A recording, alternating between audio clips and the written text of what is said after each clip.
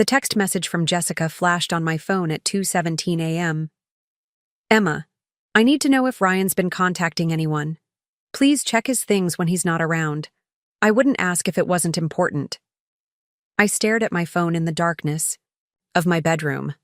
My husband, Mark, sleeping peacefully beside me, completely unaware that his brother's estranged wife was asking me to spy on him. What Jessica didn't understand was that I'd already found something in Ryan's room. Something that had left Mark completely speechless when I showed him. But I'm getting ahead of myself. Before we jump back in, tell us where you're tuning in from. And if this story touches you, make sure you're subscribed, because tomorrow I've saved something extra special for you. 6 months earlier, I was preparing Sunday dinner when Mark came into the kitchen with that look on his face, the one that said he was about to ask for a favor he knew I wouldn't like. Emma, he started, leaning against our kitchen island. Ryan called. He and Jessica are taking some time apart. I set down the knife I was using to chop vegetables and took a deep breath. Ryan and Jessica's marriage had been rocky for years, with dramatic fights followed by passionate reconciliations. The cycle was exhausting, even from a distance. How long this time? I asked, trying to keep my voice neutral. Mark and I had been married for 15 years, and I'd learned that family loyalty ran deep with the Taylors. Mark hesitated, avoiding my eyes. He needs a place to stay. Just for a week, 2 tops, until he figures things out. I wiped my hands on a kitchen towel. Our modest 4-bedroom home in Oakwood Heights was comfortable but not spacious. With our teenage son Daniel and 8-year-old daughter Sarah, plus my home office where I prepared lectures for my part-time teaching position at Riverside Community College, space was already at a premium. Mark, you know I love your brother, but the last time he stayed with us— I know, Mark interrupted, running a hand through his salt and pepper hair. But he's really trying this time. He's been sober for 3 months. The kitchen felt suddenly smaller. Ryan's drinking had been a constant source of tension in his marriage, and during his last visit he'd borrowed money from my wallet without asking. But the desperate look in my husband's eyes made my objections catch in my throat. 1 week, I conceded finally. The guest room needs to be cleaned anyway. Mark's face broke into a relieved smile as he wrapped his arms around me. You're the best. He'll be here tomorrow evening. Tomorrow?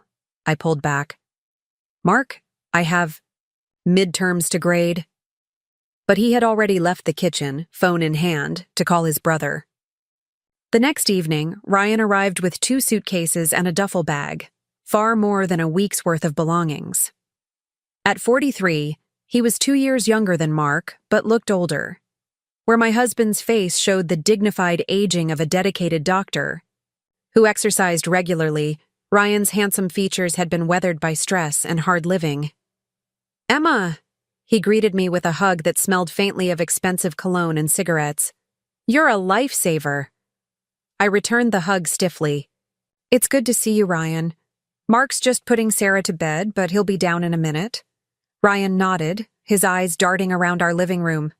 Nice place. You've redone it since I was here last. 3 years ago, I confirmed, leading him toward the guest room. The kids are excited to see their uncle. I bet Daniel's grown a foot, Ryan said, following me down the hallway. And Sarah, she must be what, 7 now? 8, I corrected, opening the guest room door. She's in 3rd grade. The room wasn't large, but I'd spent the afternoon making it as welcoming as possible. Fresh sheets, clean towels, a small vase of flowers from our garden. Ryan set his bags down and sat heavily on the edge of the bed. Jessica's being completely unreasonable this time, he said without preamble. She locked me out and told our neighbors I was dangerous. Me. Can you believe that? I hesitated in the doorway. I'm sure you both need some space to cool down.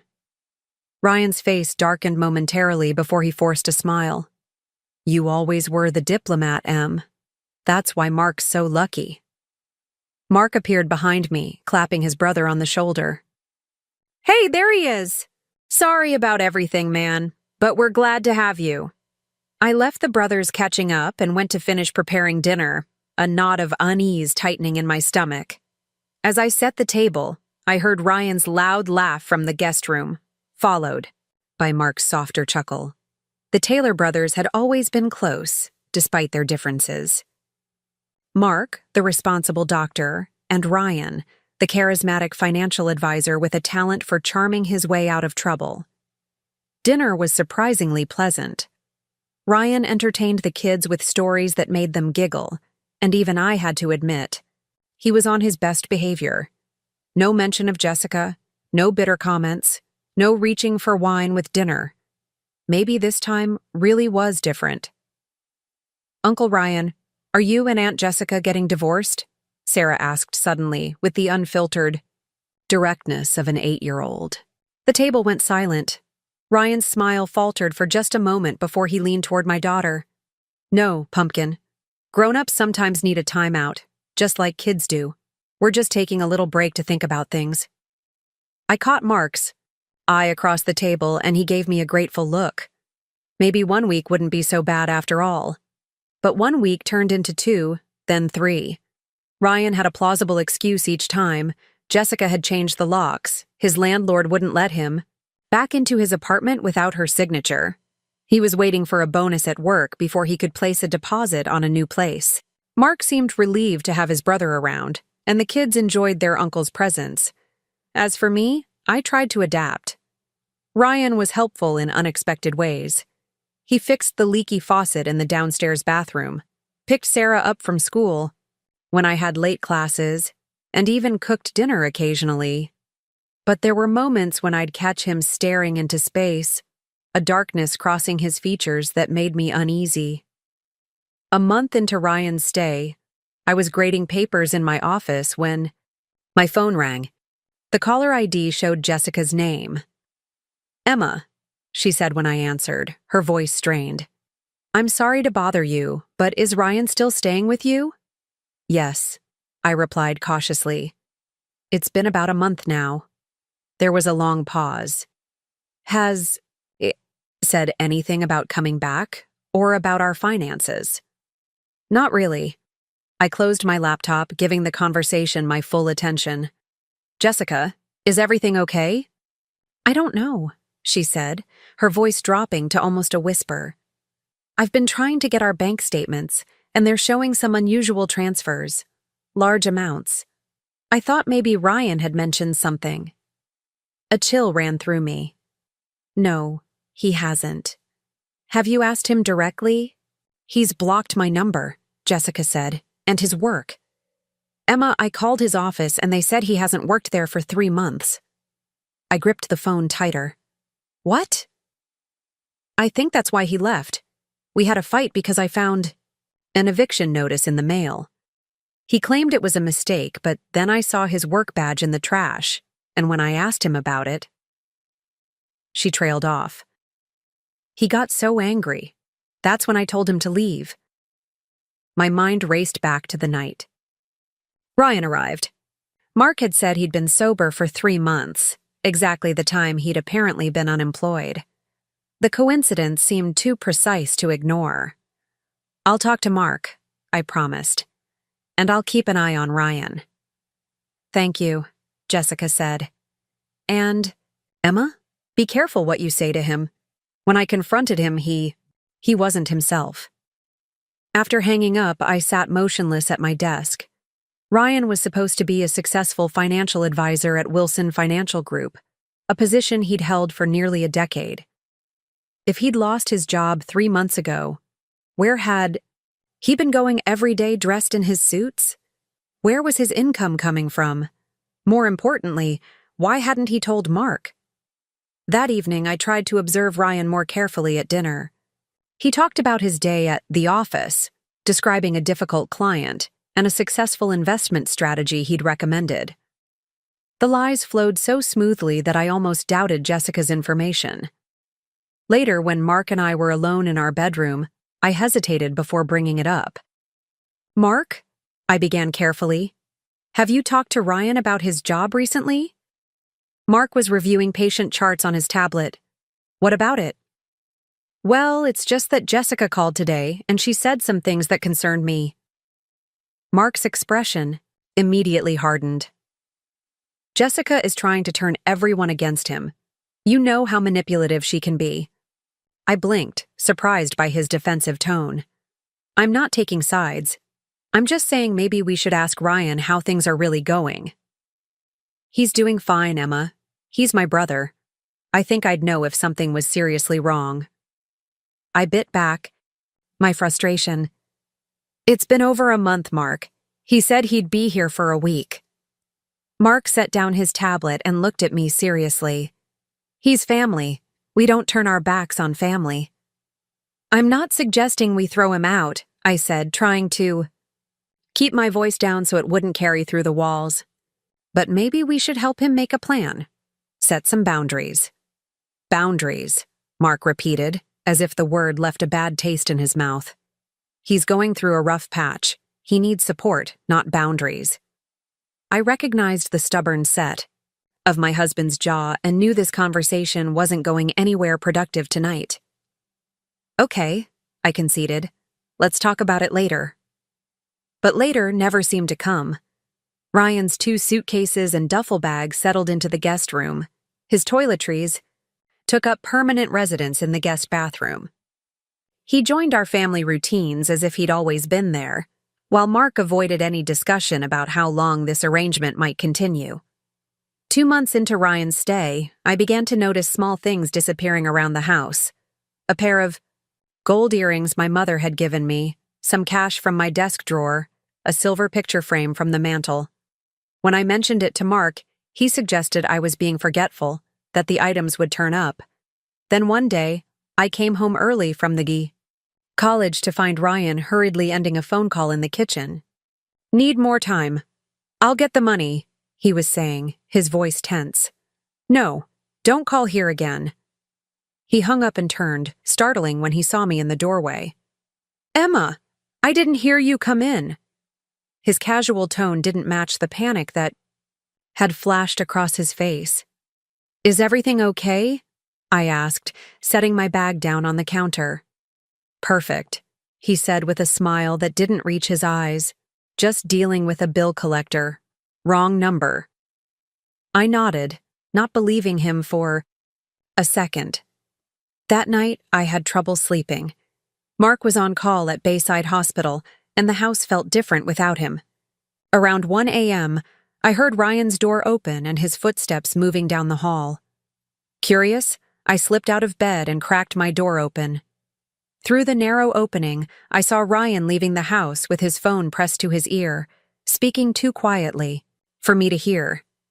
I waited for the front door to close, then moved quietly through the darkened house to the guest room.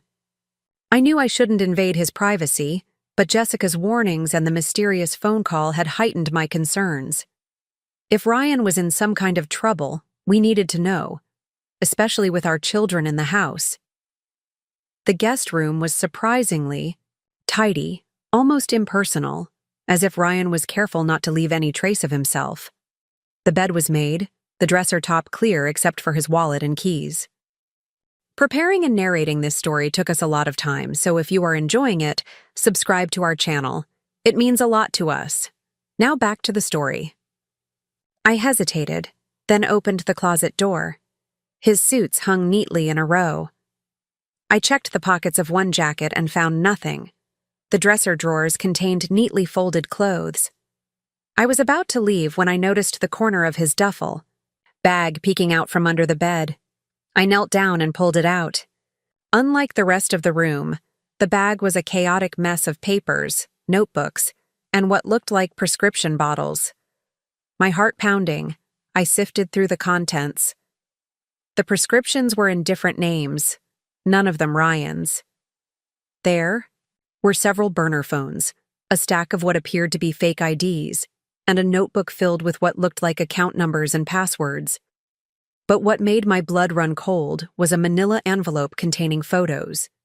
Surveillance photos of our house, of Mark and me, of the kids at their schools. Some had dates and times written on the back. The most recent was from just 3 days ago. Beneath the photos was a USB drive. I took it, along with one of the notebooks, and carefully returned everything else exactly as I'd found it. I slipped back to my bedroom, my mind racing with questions. Who was Ryan, really? What was he involved in? And why did he have surveillance photos of our family? I hid the USB drive and notebook in my office, behind some books on my shelves. Then I tried to calm my racing heart enough to fake sleep when Ryan returned. But as I lay in bed, staring at the ceiling, I knew one thing with absolute certainty. The brother-in-law living in our guest room was not the man we thought he was, and discovering what he was hiding might put us all in danger. The next morning, I waited until Ryan left the house, again in one of his suits, keeping up the pretense of going to work, before I retrieved the USB drive. With shaking hands, I plugged it into my laptop. What I found left me gasping for air. Financial records, identity documents, emails, all pointing to an elaborate fraud scheme. Ryan appeared to be operating under multiple identities, moving money between accounts, targeting wealthy individuals for what looked like investment scams. And most disturbing of all, there were files on Mark. Medical credentials, hospital access codes, patient lists. Why would Ryan need that information about his own brother? I was so absorbed in what I was seeing that I almost missed the sound of the front door opening. I quickly ejected the USB drive and shoved it into my pocket just as Ryan appeared in my office doorway. "Emma," he said, his voice eerily calm. "I thought you had classes all day." "Canceled," I replied, trying to keep my voice steady. "Water main break on campus." His eyes scanned my office, lingering on my laptop. "Working on grades?"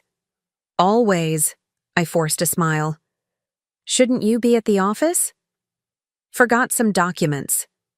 His gaze was calculating, different from the charming brother-in-law I thought I knew. "Actually, I was wondering if you've seen a USB drive of mine, small black one, might have fallen out of my bag." My pulse thundered in my ears.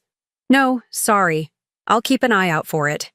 He studied me for a long moment, and I had the distinct feeling he didn't believe me. "Thanks. It has some important work files." After he left, without going to his room to get any forgotten documents, I immediately called Megan, my best friend since college. "I need to see you, now. It's important." 30 minutes later, we sat in a booth at the back of the corner cafe, well away from any other customers. I'd brought copies of some of the files, and Megan, who worked in cybersecurity, reviewed them with growing alarm. "Emma, this is serious," she said finally, keeping her voice low. "This isn't just fraud. Some of these emails look like they're discussing money laundering. And these medical credentials? This could be related to prescription drug trafficking." "What do I do?" I whispered. "Mark won't believe me. He thinks Jessica is making up stories about Ryan." Megan pushed her dark hair behind her ears, thinking, "You need evidence he can't ignore, and you need to be careful. If Ryan realizes you know." She didn't finish the sentence. She didn't have to. "I think he already suspects something," I admitted. "He came looking for the USB drive." "Then you don't have much time," Megan said, gathering the papers. "I have a friend who works with the Riverdale PD. Let me talk to him, show him some of this, without mentioning names yet." As I drove home, my phone rang. Jessica again. "Emma, I got a call from our bank," she said, her voice shaking. "Someone tried to empty our accounts yesterday. They had all my information, my social security number, everything. The bank flagged it as suspicious and blocked it, but they said it wasn't the first attempt." "Where are you now?" I asked, suddenly concerned for her safety. "At my sister's in Westlake." "I'm scared, Emma. This isn't just about money anymore. Yesterday I found out someone's been using my identity to open credit lines. And there are prescriptions in my name for medications I've never taken." I pulled into a gas station parking lot, needing to focus on the conversation. Jessica, I found something in Ryan's room. Financial records, fake IDs, surveillance photos of our family. The line went silent for so long I thought we'd been disconnected. Then Jessica spoke, her voice barely audible. Emma, Ryan's not who you think he is. When we got married, I thought I knew him. But over the years, I started finding things. Inconsistencies in his stories, unexplained absences, money that didn't add up. What are you saying? I think, she hesitated. I think Ryan might have been involved in something illegal. For years. The last time we fought, he said if I ever told anyone what I knew, he'd make sure I regretted it. My blood ran cold. We need to go to the police. With what? Jessica countered. Suspicions? He's too careful. Everything is hidden, and he has answers for everything. Do you think I haven't tried? They said it was a domestic dispute, that I needed evidence of actual crimes. As I pulled back onto the road, my mind was racing. Jessica was right. We needed concrete evidence, something undeniable. And I might know where to find it. When I got home, the house was quiet. Ryan's car wasn't in the driveway. I went straight to the guest room and pulled out the duffel bag again. This time, I photographed everything. The fake IDs, the prescription bottles, the surveillance photos. I copied more files from the notebooks, looking for anything that could provide definitive proof of illegal activity. Then I saw it. A small, leather-bound journal pushed to the bottom of the bag. Unlike the business-like notebooks, this appeared personal. I hesitated, then opened it. Inside were handwritten entries dating back years, detailing operations, contacts, money movements. It was all there. The fraud schemes, the identity theft, even references to prescription drug trafficking using medical credentials from various hospitals. And then a name jumped out at me. Mark Taylor, Bayside Hospital, followed by a list of high-value medications and quantities. My hands trembled as I took photos of these pages. Ryan wasn't just using our home as a convenient place to stay. He was using Mark's medical credentials for his operations. Whether Mark knew it or not, my husband was involved. I heard a car in the driveway and hastily returned everything to the bag, sliding it back under the bed. I slipped out of the room just as the front door opened. "Mom?" Daniel called. "Are you home?" My teenage son stood in the hallway, backpack slung over one shoulder. "Hey, honey," I said, trying to sound normal. "How was school?" "Fine," he shrugged. "Uncle Ryan picked me up. He said you asked him to." I froze. "Where is he now?" "He got a call and had to go out again. Said he'd be back for dinner." I checked my phone. There were no messages from Ryan about picking up Daniel, and I certainly hadn't asked him to. The realization that he'd taken my son without permission sent a chill through me. "Daniel, did Uncle Ryan say anything unusual to you?" My son gave me a strange look. "Not really." "Oh, he did ask if I knew your laptop password. Said you were going to let him use it for work since his was broken." I tried to keep my expression neutral. "Did you tell him?" "No," Daniel frowned. "I told him I didn't know it." I pulled my son into a hug, relief washing over me. "Good. That's good." "Mom, you're being weird," he complained, wiggling out of my embrace. "I'm going to my room." As soon as he was gone, I called Mark at the hospital. "You need to come. Home. Now." "Emma, I'm in the middle of rounds. What's going on?" "It's about Ryan," I said, keeping my voice low. "It's serious, Mark. Please." There must have been something in my tone that finally got through to him. "I'll be there in 20 minutes. I paced the kitchen, the copied evidence in a folder, on the counter. How would I make Mark understand? How could I convince him that his beloved brother was not just a man going through a divorce, but potentially a dangerous criminal? When Mark arrived, his face was etched with concern. "What's happened?" I pointed to the folder. You need to look at this. As Mark went through the documents, his expression shifted from confusion to disbelief, to something I'd rarely seen on my husband's face: pure, cold anger. "Where did you get this?" he asked, his voice unnaturally calm. "From Ryan's things. Mark, he's been using your medical credentials. These prescriptions, these patient lists, it's all from Bayside." Mark sat heavily at the kitchen table. "It's not possible." He wouldn't. "Jessica's identity has been stolen. There are surveillance photos of our family in his bag. He picked up Daniel from school today without permission." I put my hand over his. "Mark, I'm scared." My husband stared at the evidence, his medical mind processing the implications with clinical precision. "If he's been writing prescriptions under my name, Emma, that could cost me my license. It could lead to criminal charges."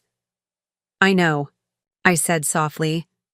"That's why we need to go to the police before this gets worse." Mark looked up at me, his eyes haunted. How could I have been so blind? Before I could answer, we heard the front door open. Ryan's voice called out cheerfully, "Something smells good. What's for dinner?" He walked into the kitchen and stopped short when he saw Mark sitting at the table, the evidence spread out before him. For a moment, no one spoke. Then Ryan's face transformed, the mask of the charming brother-in-law falling away completely. "You just couldn't mind your own business, could you, Emma?" he said, his voice cold. Mark stood slowly. "It's over, Ryan. Whatever you're involved in, it stops now." Ryan laughed, a sound with no humor in it. "You have no idea what you're talking about, big brother. I know you've been using my credentials to write fraudulent prescriptions," Mark said. "I know you've been conducting surveillance on my family. I know you've been stealing Jessica's identity." "Jessica!" Ryan spat the name. "She's been feeding you lies. She's unstable, you know that." "These aren't lies," I said, pointing to the photos on the table. "You took these. You've been watching us. Why?" Ryan's eyes darted between us, then to the doorway behind him. "Family. Takes care of family, right, Mark? That's what you always say. So take care of this. Destroy those papers, forget what you think you know, and I'll be gone by morning. No harm done." "No harm?" Mark's voice rose. "You've put my career at risk. My reputation, you've endangered my family." "I protected your family," Ryan shouted suddenly. "You have no idea what I've done for you over the years, the people I've kept away from your perfect little life." Mark stared at his brother. "What are you talking about?" Ryan's expression shifted to something calculating. "Remember Dad's gambling debts? Who do you think paid those off when he died? The loan sharks were ready to come after all of us. I took care of it." "That was 15 years ago," Mark said. "What does that have to do with what you're doing now?" "Everything," Ryan hissed. "You think you just pay off people like that and walk away?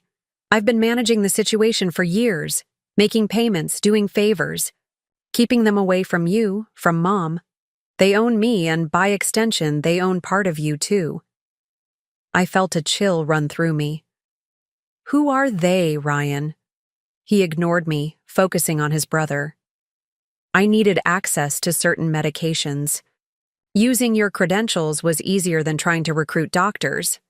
It was just business, nothing personal." Mark's face had gone pale. "Nothing personal?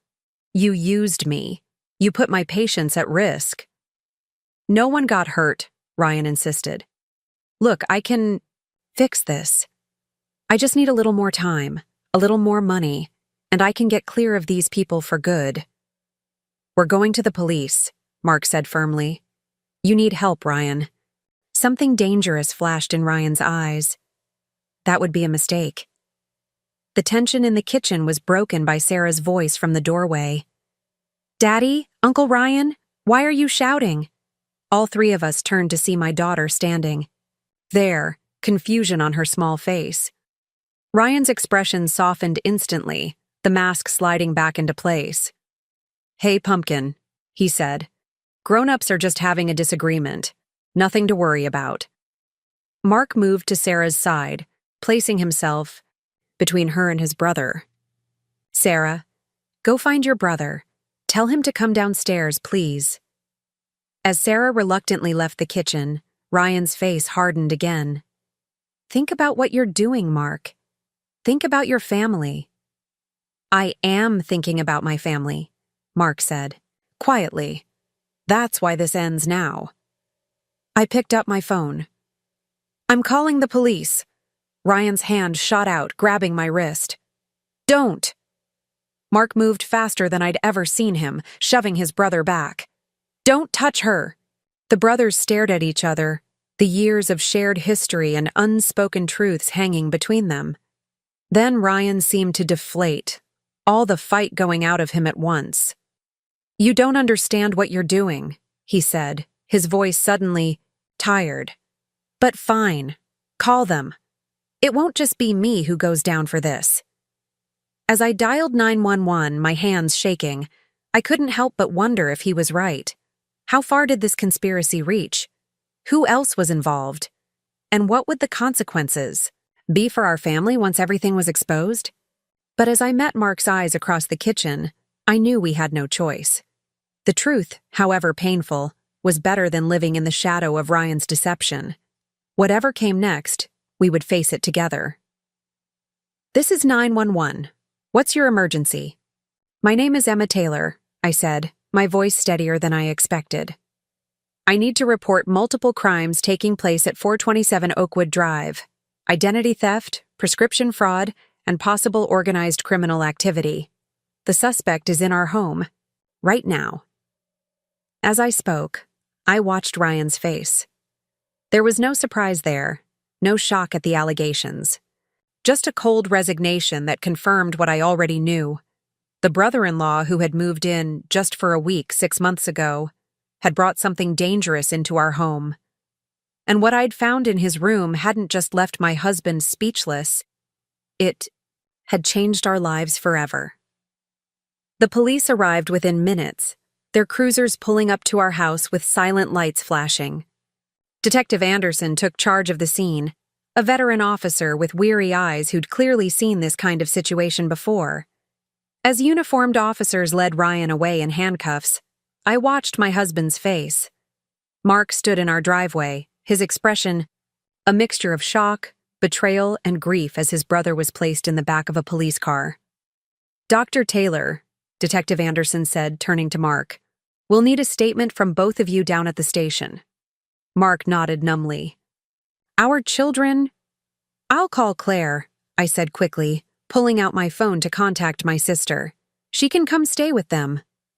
While we waited for Claire to arrive, Detective Anderson had officers begin cataloging the evidence from Ryan's room. They brought out the duffel bag, the fake IDs, the prescription bottles, all carefully bagged and labeled. Each item seemed to hit Mark like a physical blow. "Sir," one of the officers called from the guest room doorway, "you might want to see this." Detective Anderson disappeared into the house. When he returned, his expression was even more serious. "Mrs. Taylor, do you own a handgun?" he asked. The question caught me off guard. "No. We don't have any firearms in the house." "Are you certain of that?" Mark and I exchanged glances. "Absolutely certain," Mark confirmed. The detective nodded to the officer beside him, who held up an evidence bag containing a pistol. This was found taped to the underside of the guest bed. Unregistered, serial number filed off. A cold feeling spread through my chest. Ryan had brought a gun into our home, a home with our children. The reality of the danger we'd been in suddenly crystallized, and I felt my knees weaken. "I had no idea," Mark whispered. "I swear, I had no idea." Claire arrived, flustered and concerned, full of questions I couldn't answer in front of the children. I took her aside in the kitchen while Mark continued speaking with the detective.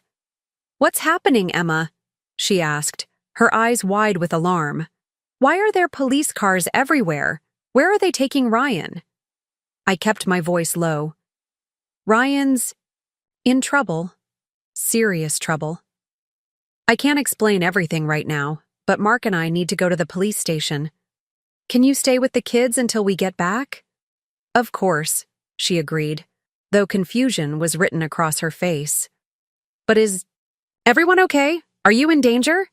We're safe now, I assured her, hoping it was true. Just don't let the kids watch the news tonight, okay? At the Riverdale police station, Mark and I were separated for individual questioning. I was led to a small interview room with bare walls and uncomfortable chairs.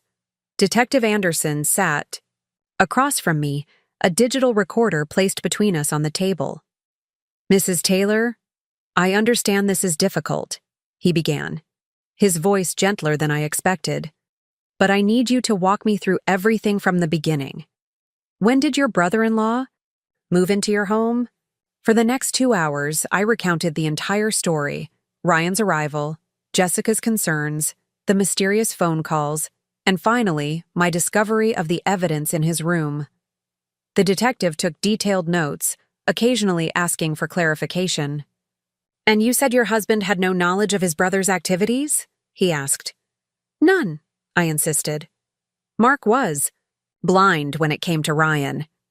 They've always had a complicated relationship. Their father was a gambler, left them with nothing but debts when he died. Mark worked his way through medical school on scholarships and student loans. Ryan always seemed to find easier paths. Detective Anderson's expression revealed nothing. And yet your husband provided him with a place to stay, no questions asked. Mark believes in second chances, I said, defending my husband even as I recognized how naive it sounded. He thought Ryan was getting sober, fixing his marriage. He had no idea about the fraud or the identity theft, and he certainly didn't know Ryan was using his medical credentials. The detective nodded thoughtfully. Mrs. Taylor, I should inform you that we've been investigating a prescription drug trafficking operation for several months. The evidence you discovered may be connected to a much larger case. My stomach dropped. Larger how? We believe multiple medical professionals across 3 hospitals may be involved, wittingly or unwittingly. Bayside Hospital has had unusual prescription patterns flagged by the DEA. Mark wouldn't, I began.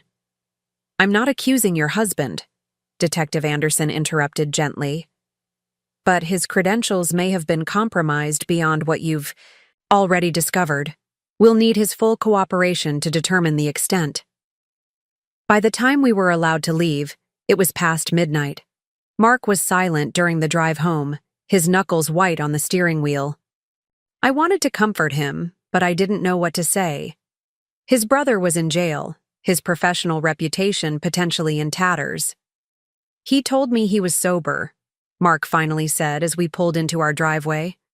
3 months sober, that's why I let him stay. I thought he was finally getting his life together.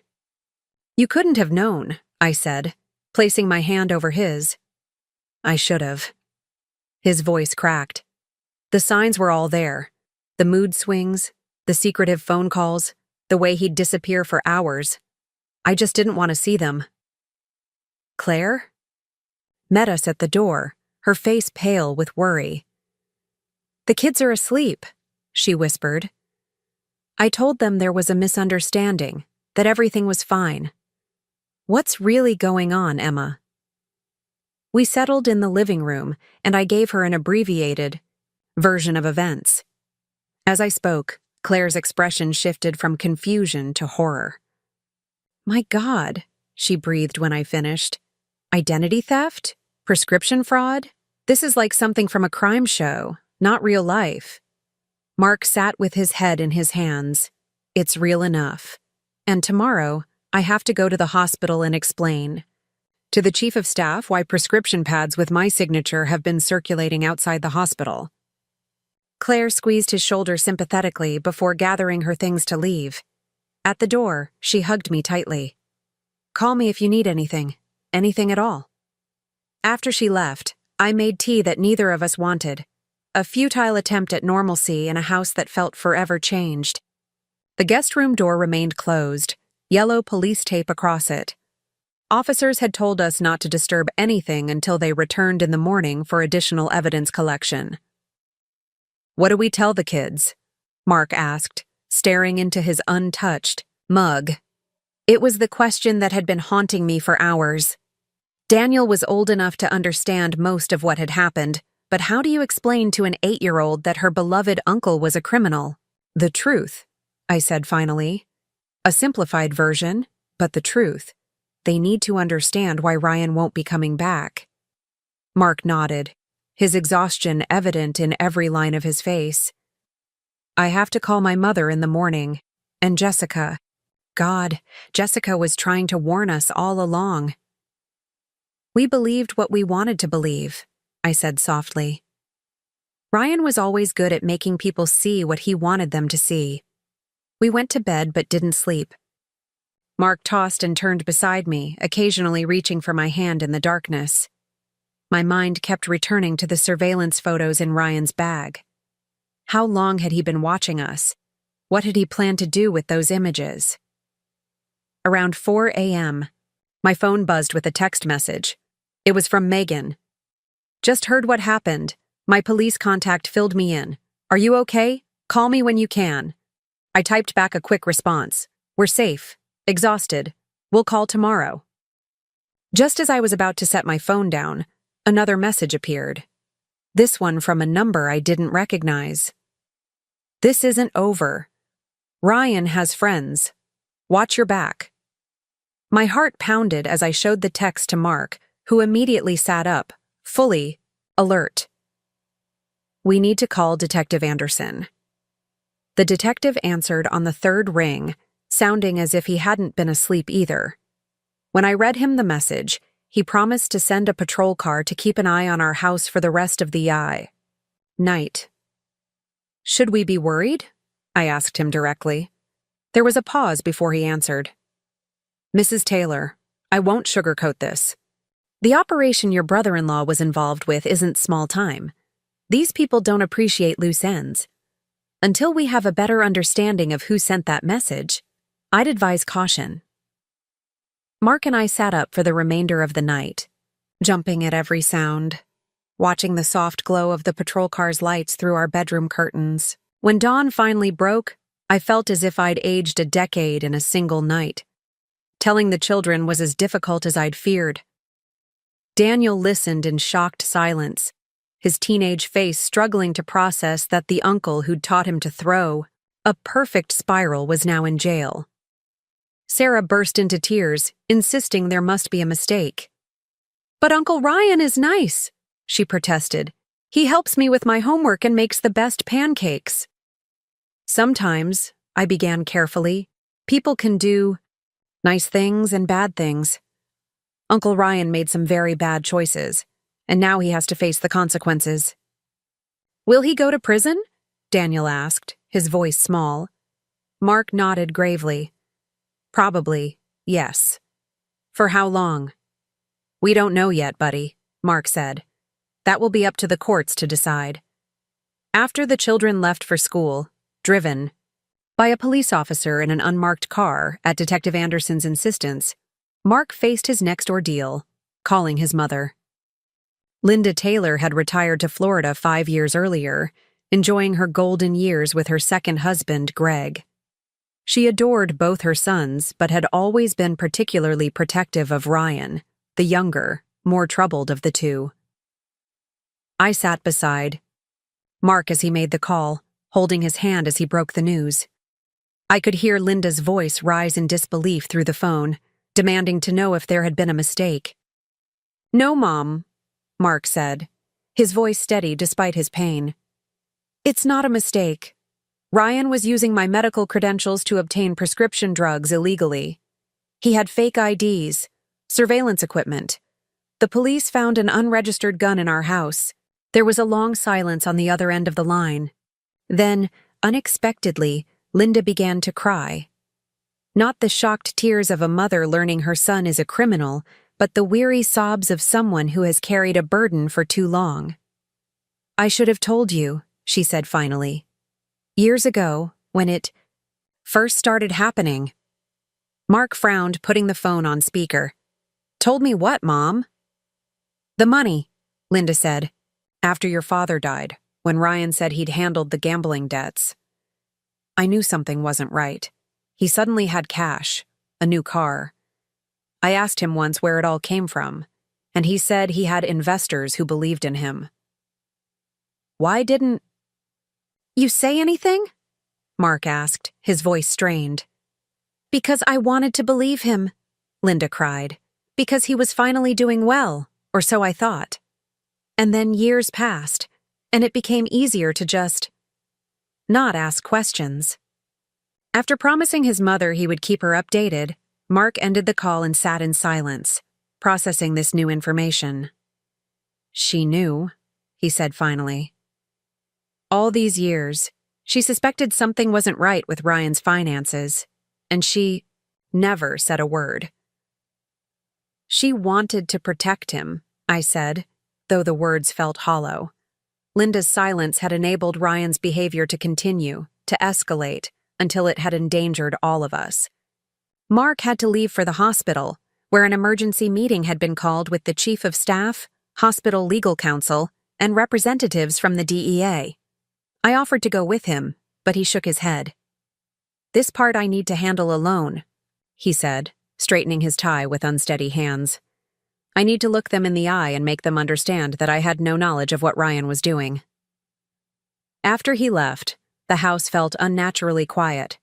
The police had finally removed the tape from Ryan's room, having collected all the evidence they needed. I stood in the doorway, looking at the now bare space. The officers had taken nearly everything: clothing, personal items, even the bedding. With rubber gloves on, I began to clean. I needed to reclaim this space, to remove any trace of the deception that had lived under our roof for 6 months. I scrubbed the walls, washed the windows, vacuumed every inch of carpet. Physical labor helped distract my mind from the swirling questions and fears. As I was wiping down the closet shelves, my hand hit something taped to the underside of the top shelf. Carefully, I peeled it away, a small leather-bound notebook, different from the one I'd found in Ryan's duffel bag. This one was older, the pages yellowed with age. My hands trembled as I opened it. Inside were entries dating back 15 years, around the time Ryan and Jessica had first met. The early pages detailed gambling debts, loan sharks, and increasingly desperate attempts to find money. Then a name appeared: Victor Mercer. Mercer offered a solution, Ryan had written. Simple job, big payoff, just need hospital access. Mark has that. My blood ran cold. 15 years ago? Mark was still a medical resident then. Had Ryan been using his brother's credentials even back then? I flipped through more pages, the entries becoming increasingly cryptic. Locations, dates, amounts of money. Names that meant nothing to me. Then, on a page dated just 2 months before Ryan moved in with us, I found something that made my heart stop. M getting suspicious. Asking too many questions about the Bayside accounts. Need to accelerate timeline. Taylor House provides perfect cover.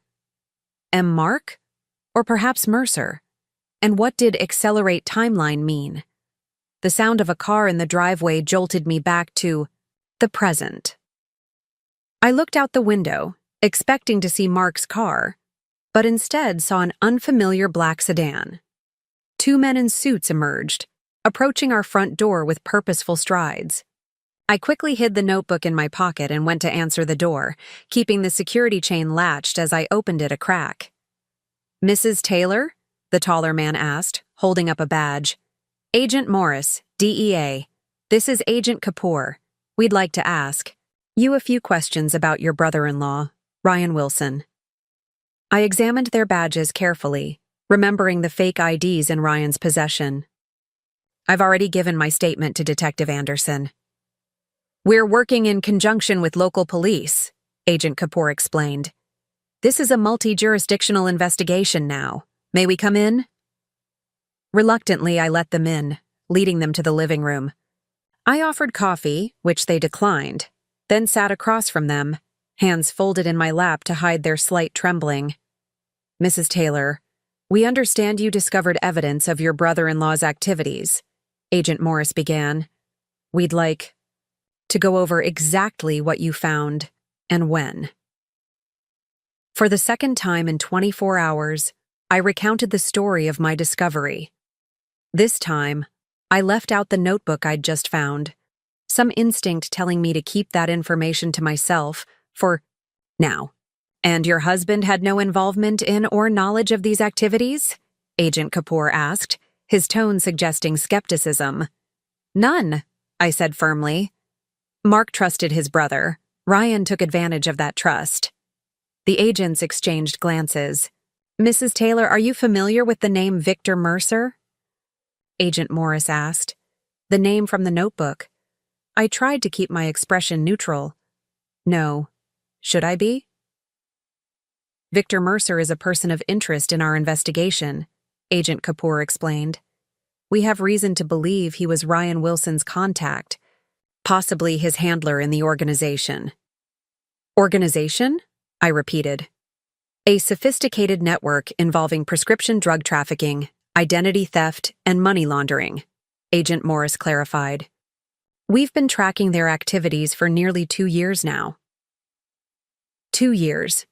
This had been going on right under our noses, and we'd had no idea. I thought of all the times Ryan had picked up the children from school, had been alone in our house, had access to our personal information. We believe your brother-in-law was a mid-level operator, Agent Kapoor continued. Not a kingpin, but not just a foot soldier either. His position as a financial advisor gave him access to wealthy clients whose identities could be exploited. And his connection to your husband provided access to prescription medications, Agent Morris added. I felt a surge of defensive anger. Mark had nothing to do with this. Nothing. We're not suggesting he did, Agent Kapoor said soothingly. But the fact remains that someone with your husband's credentials was writing fraudulent prescriptions for nearly 3 years. 3 years. Long before Ryan had moved in with us. The implications were staggering. If not Mark, then who? I asked. That's what we're trying to determine, Agent Morris said. Your brother-in-law isn't being particularly cooperative at the moment. After the agents left, I sat in the silent house, the hidden notebook seeming to burn in my pocket. Should I turn it over to the authorities? But something held me back, the same instinct that had kept me from mentioning it to the DEA agents. I called Megan, needing the perspective of someone I could trust completely. Emma, thank God, she answered immediately. I've been worried sick. Are you alone? Yes, I confirmed. Mark is at the hospital, dealing with the fallout there. Listen to me very carefully, Megan said, her voice uncharacteristically serious. My contact at the Riverdale PD says this goes deeper than anyone initially thought. There may be law enforcement involved in this operation. A chill ran through me. What are you saying? I'm saying be careful who you trust right now, even the authorities. I thought of the DEA agents who had just left my house. Megan, I found something. Another notebook Ryan kept hidden. It mentions someone named Victor Mercer. There was a sharp intake of breath on the other end of the line. Emma, Victor Mercer used to be DEA. He was forced out 5 years ago under suspicion of corruption, but nothing was ever proven. Now he's a ghost, rumored to be running operations but never directly connected to them. My mind raced. If Mercer was former DEA, then he would know exactly how to avoid detection, and he would have contacts still in the agency. 2 agents were just here, I told her. They asked about Mercer specifically. Did you tell them about the notebook? No, I admitted. Something didn't feel right. Good instinct, Megan said. Don't tell anyone about it yet. I'm going to make some calls, see what I can find out about these agents. After hanging up, I paced the living room, the weight of the notebook heavy in my pocket. What had Ryan gotten us involved in? How deep did this go? And if law enforcement was potentially compromised, who could we trust? Mark returned home mid-afternoon, his face ashen. The meeting at the hospital had been grueling. His privileges had been temporarily suspended pending the investigation, though the chief of staff had assured him this was standard procedure, not an assumption of guilt. "They showed me the prescriptions," he said, collapsing onto the couch. "Perfect forgeries of my signature on legitimate Bayside prescription pads. Dozens of them, Emma, over a 3-year period." I sat beside him, taking his hand. "The DEA was here while you were gone." Mark's head snapped up. "What did they want?" I recounted the conversation, watching his expression grow increasingly troubled. "They mentioned someone named Victor. Mercer. Does that name mean anything to you?" Mark frowned, thinking. "No, I don't think so. Wait, actually, I might have met someone with that name at one of Ryan's parties years ago. Before he married Jessica. A business associate," he said. I pulled out the notebook. "I found this hidden in Ryan's room after the police left. It goes back 15 years, Mark, and it mentions Mercer." Mark took the notebook with trembling hands, flipping through the pages. As he read, his face drained of color. "This can't be right," he whispered. "According to this, Ryan has been using my credentials since I was a resident. That's not possible. I would have known." But as he continued reading, the evidence became harder to deny. Ryan had been involved in illegal activities for far longer than either of us had imagined, and he had been using Mark's medical access as part of those activities from the very beginning. "He was my brother," Mark said, his voice breaking. "I trusted him completely." I moved closer, wrapping my arm around his shoulders. "We both did." The doorbell rang, startling us both. Mark quickly tucked the notebook under a sofa cushion before I went to answer it. Detective Anderson stood on our porch, his expression grim. "Mrs. Taylor, Dr. Taylor," he greeted us as I let him in. "I'm afraid I have some troubling news." We led him to the living room, where he declined to sit, remaining standing as if he might need to leave quickly. "Ryan Wilson escaped custody during a prisoner transfer this afternoon," he said without preamble. The world seemed to tilt beneath me. "Escaped? How is that possible?" "We're still investigating, but it appears he had help from the inside. A corrections officer is missing as well." Mark stood up, his doctor's instincts kicking in despite his shock. "Are you saying he could be heading here? That we're in danger?" Detective Anderson nodded gravely. "It's a possibility we have to consider. I've arranged for a protective detail to be stationed outside your home, and we're monitoring all known associates. But until he's recaptured, I'd advise extreme caution." "The children," I gasped. "They're at school." "I've already sent officers to bring them home safely," the detective assured me. "They should be here any minute." As if on cue, we heard cars pulling into the driveway.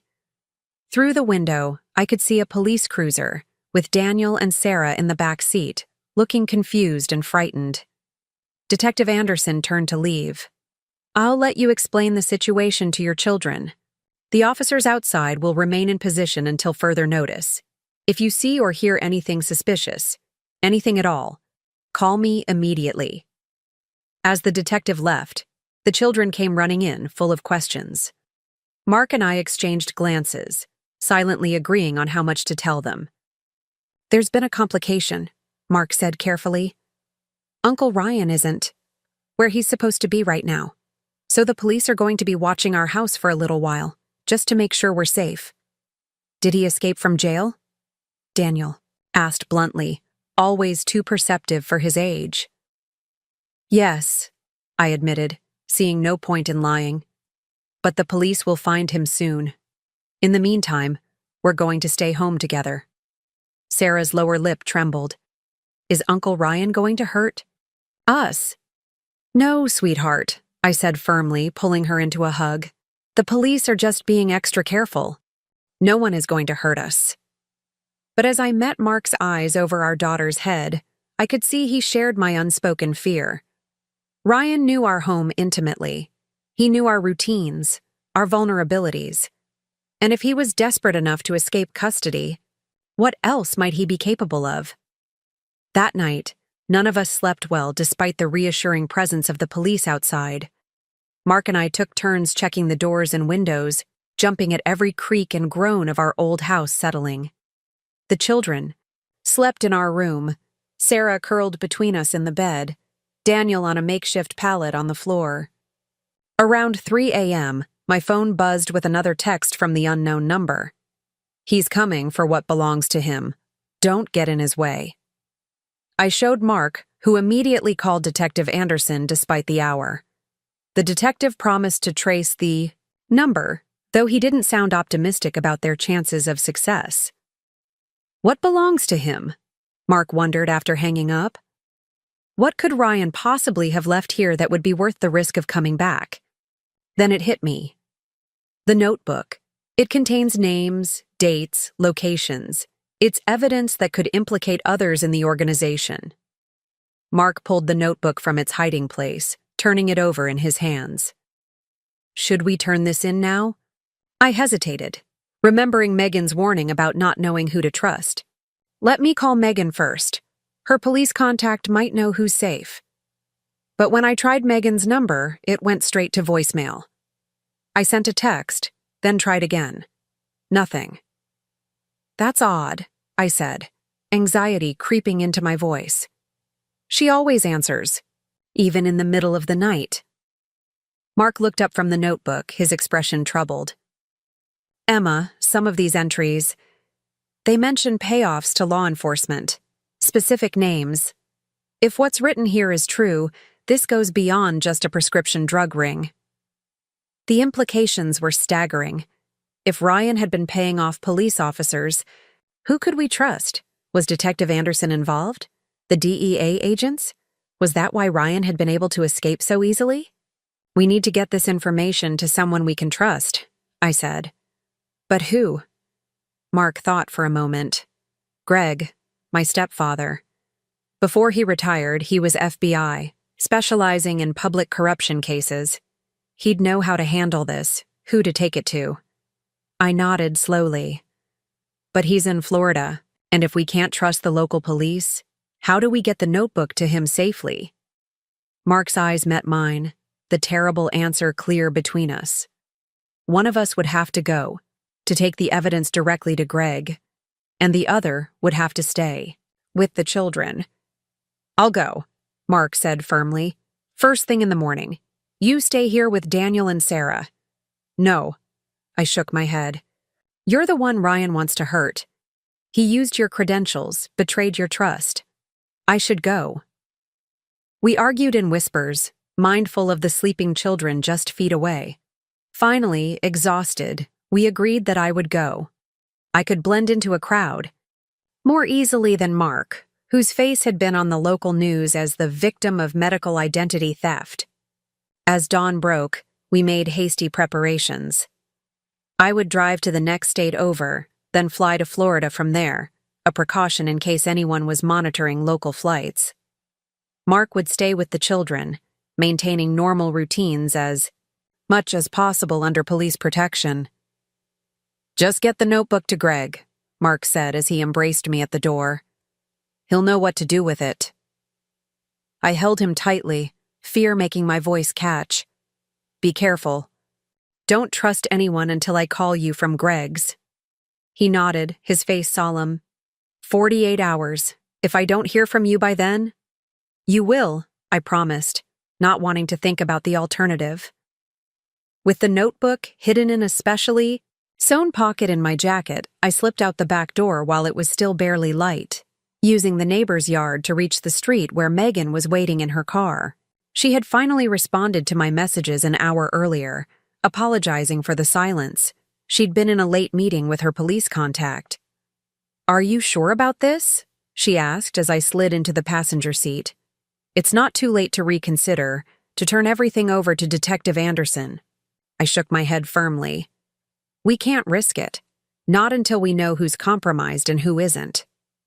As Megan pulled away from the curb, I looked back at my home, the porch where Sarah had learned to ride a tricycle, the window of the guest room, where a predator had lived among us for 6 months, the driveway where Mark stood watching us leave, his hand raised in a farewell that felt far too final. "We need to hurry," I said, turning to face forward. "If Ryan really is coming back for the notebook, we don't have much time." Megan drove with focused intensity, taking a circuitous route out of Riverside to ensure we weren't being followed. The weight of the notebook pressed against my ribs, a constant reminder of what was at stake. Rain began to fall, light at first, then in heavy sheets that reduced visibility and seemed to wash away the familiar landscape of my hometown, transforming it into something alien and threatening. "Any word from Mark?" Megan asked, breaking the tense silence as we finally reached the highway. I checked my phone, no messages. "Nothing yet. He'll text when the children are at school." "Are you sure sending them to school was the right call?"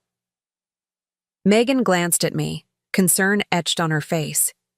"If Ryan is really desperate enough to come back?" "Detective Anderson has officers watching the school," I said, repeating Mark's reasoning, though it sounded hollow even to my own ears.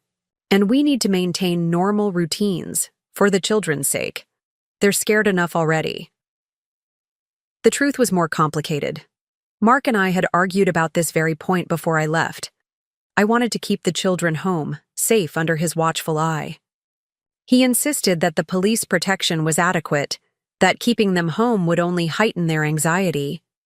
In the end, I'd reluctantly agreed, but the decision gnawed at me with every mile that increased between us. "I still can't believe—" "Ryan escaped," Megan said, shaking her head. "A corrections officer helping him? That just proves how right you are about potential corruption." I stared out at the rain-soaked highway.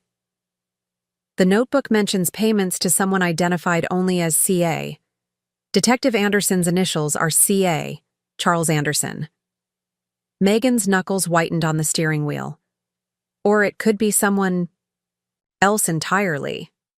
Maybe a court administrator or county attorney. We can't jump to conclusions." "That's why we need to get this to Greg," I said. "He'll know how to investigate properly, how to determine who's involved and who isn't." 2 hours. Later, we reached the airport in the neighboring state. Megan pulled into short-term parking, and we sat for a moment in silence, rain drumming on the roof of her car. "Your flight leaves in 90 minutes, she said, checking the time. "Once you're in Florida, go straight to Greg's. Don't stop anywhere. Don't talk to anyone you don't have to." I nodded, suddenly overwhelmed by the reality of what I was doing. "Megan, if something happens to me—" "Nothing is going to happen," she interrupted firmly. "You're going to deliver the notebook. Greg is going to take it to his FBI contacts, and this whole nightmare will be over." She squeezed my hand. "But just in case, I made a copy of the most important pages. It's hidden in my apartment, and only my sister knows where." This was news to me. "When did you do that?" "Last night, when you went to check on the children," Megan admitted. "I took photos with my phone, then deleted them after I printed them out. If anything happens to either of us, my sister will know what to do with them."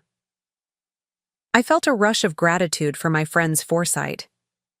"Thank you." We embraced, and then I was walking through the rain to the terminal, constantly glancing over my shoulder, feeling exposed and vulnerable. Inside, I purchased my ticket with cash, another precaution, and moved quickly to security. As I waited in line, my phone buzzed with a text from Mark. "Kids at school safely. Officers confirmed in position. Call when you land. Love you." I texted back a brief acknowledgement, then powered down my phone. Another precaution: no trackable electronic signals. I wouldn't turn it on again until I reached Florida. The flight was uneventful. 3 hours of forced inactivity that left my mind free to race through worst-case scenarios. What if Ryan had already returned to Riverside? What if the police protection wasn't enough? What if the notebook I carried wasn't evidence but a target, making me a moving bullseye? In Florida, I rented a car under the name Emma Chen, my maiden name, and began the drive to Naples, where Mark's mother and Greg had retired. The Sunshine State failed to live up to its name that day, with dark clouds and intermittent rain. Following me south on I-75, I turned my phone on briefly, just long enough to send Mark my estimated arrival time at his mother's condo, then powered it off again. The less digital footprint I left, the better. Linda and Greg's retirement community was a pristine collection of pastel-colored buildings surrounding a golf course, the kind of place where residents zipped around in golf carts and security guards manned the entrance gates. I gave the guard my name, Emma Chen, again, and said I was visiting my mother. He checked a list, nodded, and waved me through. Linda opened the door before I could knock, her face lined with worry. "Emma," she whispered, pulling me into a fierce hug. "Thank God you're here safely." Greg stood behind her, his former FBI agent's bearing evident in his straight posture and alert eyes. At 68, he was still fit, his silver hair cut in the same short style he'd worn his entire career. "Let's talk inside," he said, ushering me in and checking the hallway before closing and double-locking the door. Their condo was immaculate, decorated in the coastal blues and whites that seemed mandatory in Florida retirement communities. Linda led me to the kitchen, where she'd prepared sandwiches and coffee. The normality of it, lunch waiting as if this were just a routine family visit, struck me as both comforting and absurd given the circumstances. "Mark called us," Greg said, sitting across from me at the kitchen table. "Explained everything. I've made some calls to former colleagues who are still active in the bureau, people I trust completely." I reached into my jacket and removed the notebook, placing it carefully on the table between us. This is what Ryan was willing to escape custody to retrieve. It details everything: the prescription fraud, the identity theft, and what looks like systematic corruption of law enforcement over at least a decade. Greg didn't touch the notebook immediately. Instead, he put on a pair of reading glasses and latex gloves, handling the evidence with ingrained professional care. As he began to read, his expression grew increasingly grim. "This implicates people at multiple levels," he said after several minutes. "DEA, local police, even a federal prosecutor." He looked up at me. "If even half of this is accurate, it's one of the most extensive corruption networks I've seen in 30 years of law enforcement." Linda, who had been silently making coffee, suddenly spoke. "Did you get to the part about James yet?" I frowned, confused. "James?" Greg shot his wife a warning look, but she continued, her voice tight with emotion. "James Taylor, Mark and Ryan's father."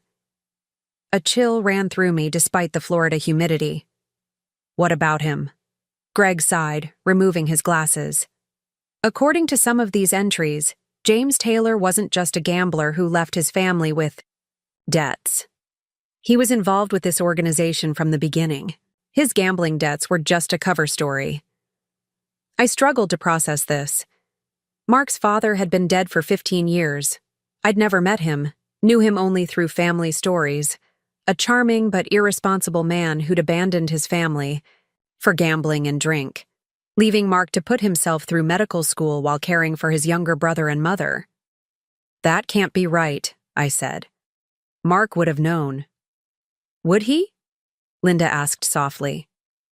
"James was very good at compartmentalizing his life. The boys never knew about his other activities." "But you did," I realized, studying my mother-in-law's face. "You knew." Linda's eyes filled with tears. "Not everything. Not at first. By the time I understood what he was involved in, it was too late. He had already drawn Ryan in. Ryan was only 16 when James started taking him along to meetings," Greg explained, his arm around his wife's shoulders, "grooming him to follow in his footsteps." "And you never told Mark?"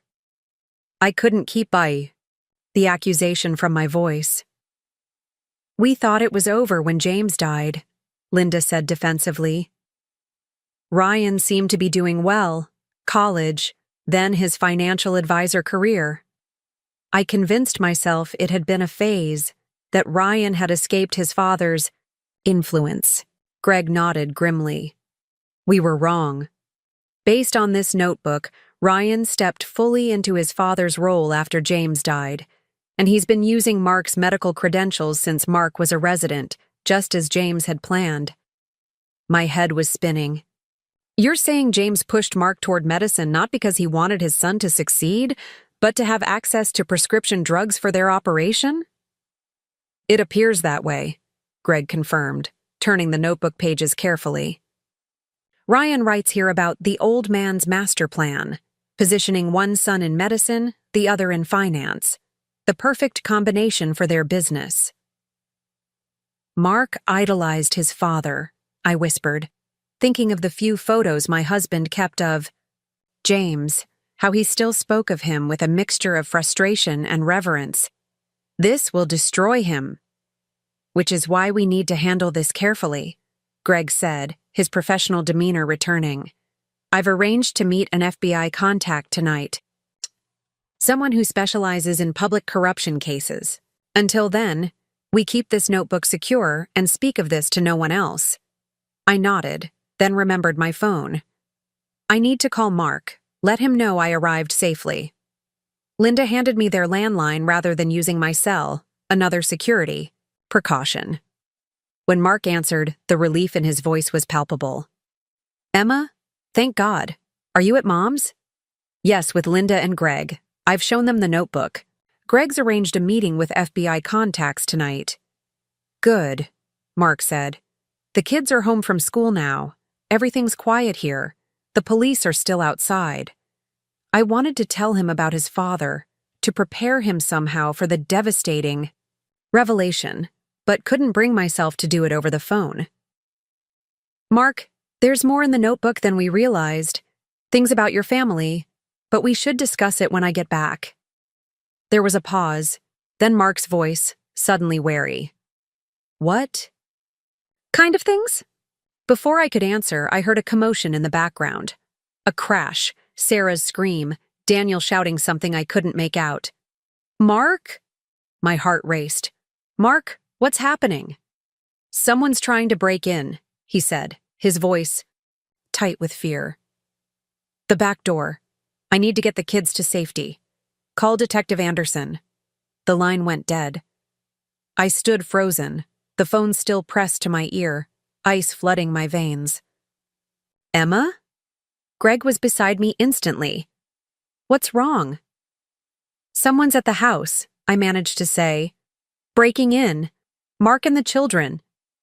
Greg took the phone from my hand and dialed 911, quickly explaining the situation and demanding immediate response to my address. Then he called someone else, his FBI contact, speaking in clipped, urgent tones about a situation in progress related to the case they'd discussed. Linda guided me to a chair, her arm around my shoulders. "The police will get there in time. Mark will protect the children." But all I could think about was my family, alone and in danger, while I was 1,000 miles away with the very evidence Ryan had come back to find. I should never have left them. I should have stayed, found another way to get the notebook to authorities. "I need to go back," I said, standing abruptly. "Now." Greg ended his call. "Emma, the best thing you can do for your family right now is stay here where it's safe. The FBI is sending agents to your home. They'll coordinate with local police." "But what if the local police are compromised?" I argued. "What if Detective Anderson is CA from the notebook?" "That's exactly why FBI agents are being sent," Greg said firmly. "They'll secure the scene regardless of local involvement. But we need to assume all communications might be monitored now. No more calls to the house." The next hour was the longest of my life. Greg made call after call, using his extensive law enforcement contacts to monitor the situation unfolding in Riverside. Linda made fresh coffee that no one drank. I paced the living room, jumping every time the phone rang. Finally, Greg's FBI contact called back. I watched Greg's face as he listened, trying to read the news from his expression. When he hung up, his relief was visible. Police responded to the break-in, he reported.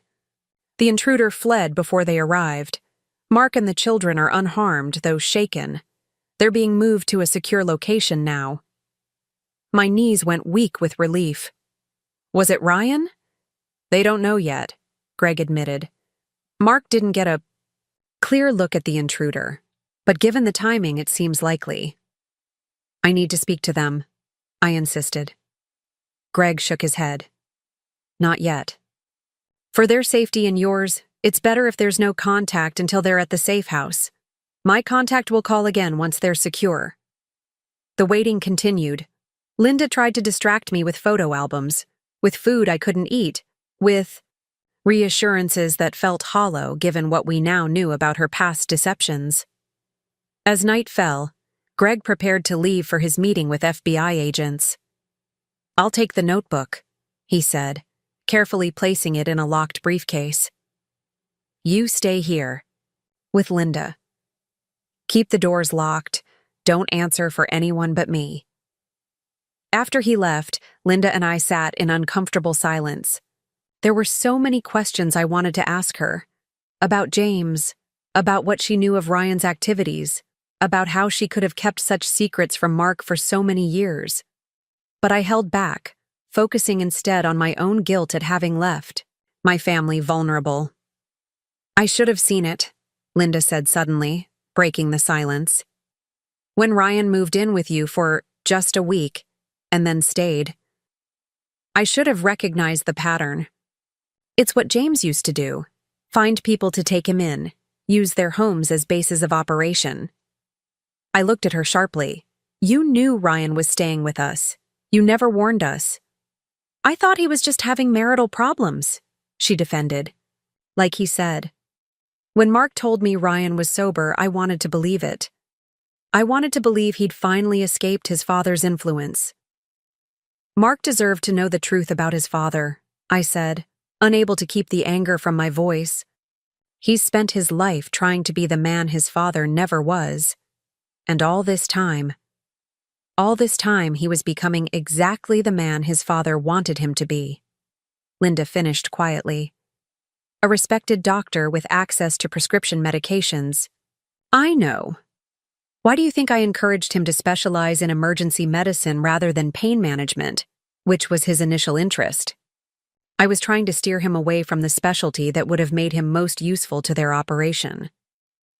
I hadn't known this about Mark's early career choices. You could have told him why. And shatter his image of his father? Break his heart? Linda shook her head. I couldn't do it. And once James was gone, I thought it was over. I really did. But it wasn't over, I said. It was just beginning. And now my children are in danger because of secrets you chose to keep. Linda flinched as if I'd slapped her. You're right, she whispered. This is my fault. All of it. Before I could respond, before I could either soften or sharpen the blow of my words, the landline rang. Linda answered it, then handed it to me wordlessly. Emma! Mark's voice, tense but steady. Mark, are you and the children? All right. What happened? We're safe, he assured me. At a hotel with FBI agents. The kids are scared but unharmed.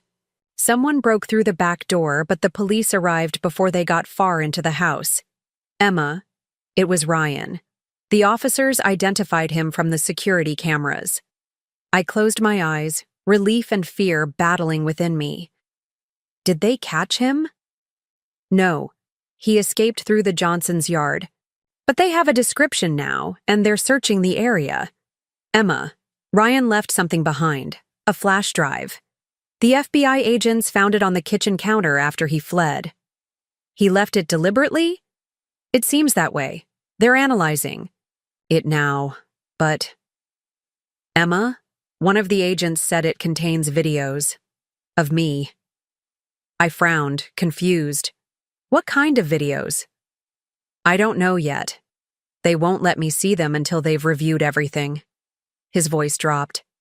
But they said the videos appear to show me writing prescriptions, accessing medication storage areas at the hospital, dates going back years. That's impossible, I said immediately. You wouldn't. I know, Mark interrupted. But the agent said the footage looks convincing. They think Ryan may have been gathering material to frame me if he ever needed leverage. The pieces suddenly clicked into place. The surveillance photos in his bag. Some of them were of you at the hospital. Apparently so. Mark sounded exhausted. Emma, I spoke with Greg briefly. He told me about my father. I held my breath, wishing I could be there with him for this conversation.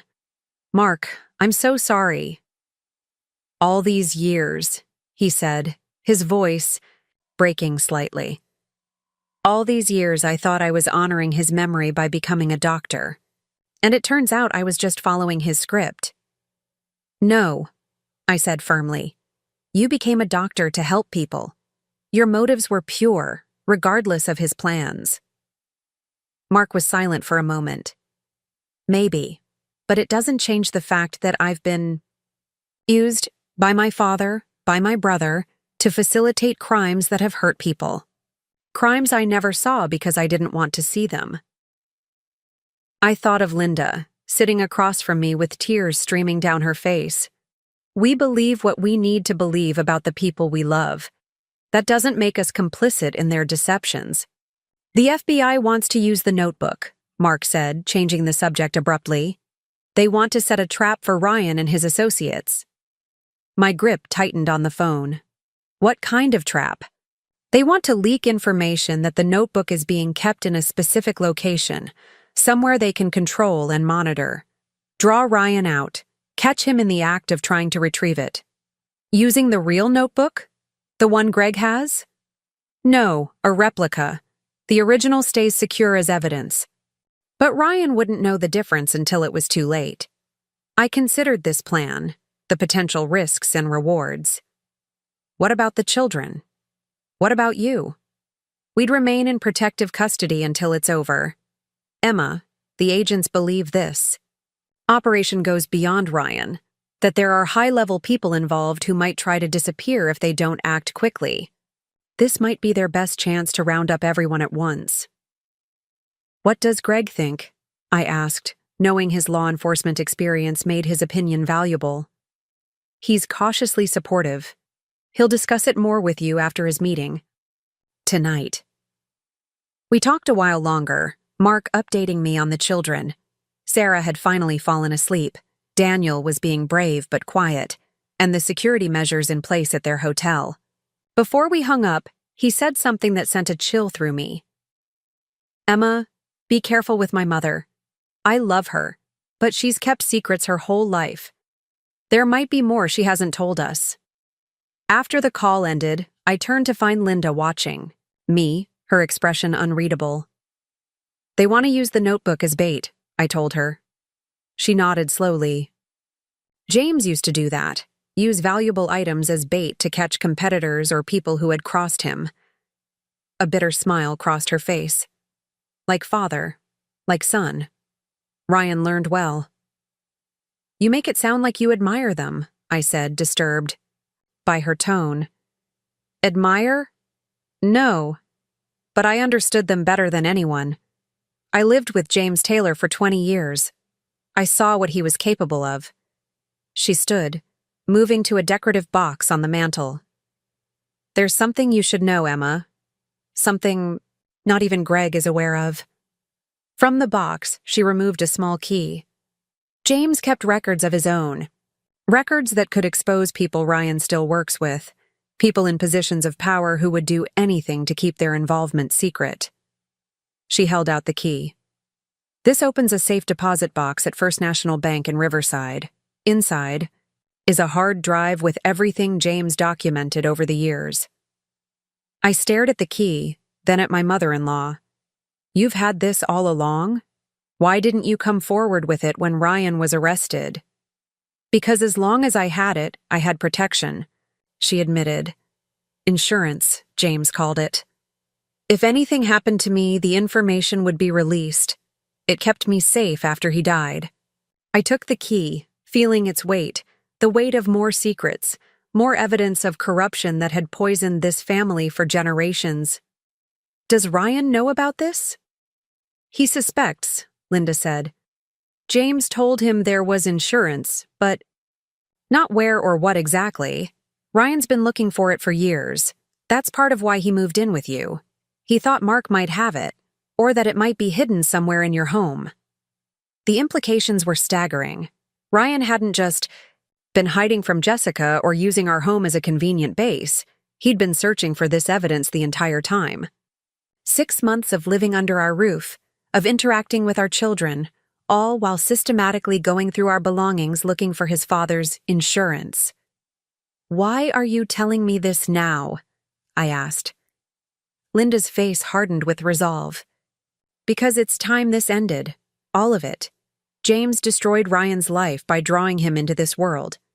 I won't stand by and watch him destroy Mark's family, too. The front door opened and we both jumped, but it was only Greg returning from his meeting. His expression was grave as he entered the living room, taking in the scene. Linda standing near the mantel, me holding the small key. The FBI has agreed to the operation, he announced. They'll set up a sting using a replica of the notebook. Emma, they want you involved. Me? Why? Because Ryan will be suspicious if the notebook suddenly appears in a location with no connection to your family. But if word reaches him that you've returned to Riverside, that you've brought the evidence back with you, and he left the implication hanging. You want me to be the bait, I realized. Greg nodded solemnly. You would be heavily protected, of course. But yes, they need someone Ryan would believe might have the notebook. Someone he might approach. No, Linda interjected forcefully. It's too dangerous.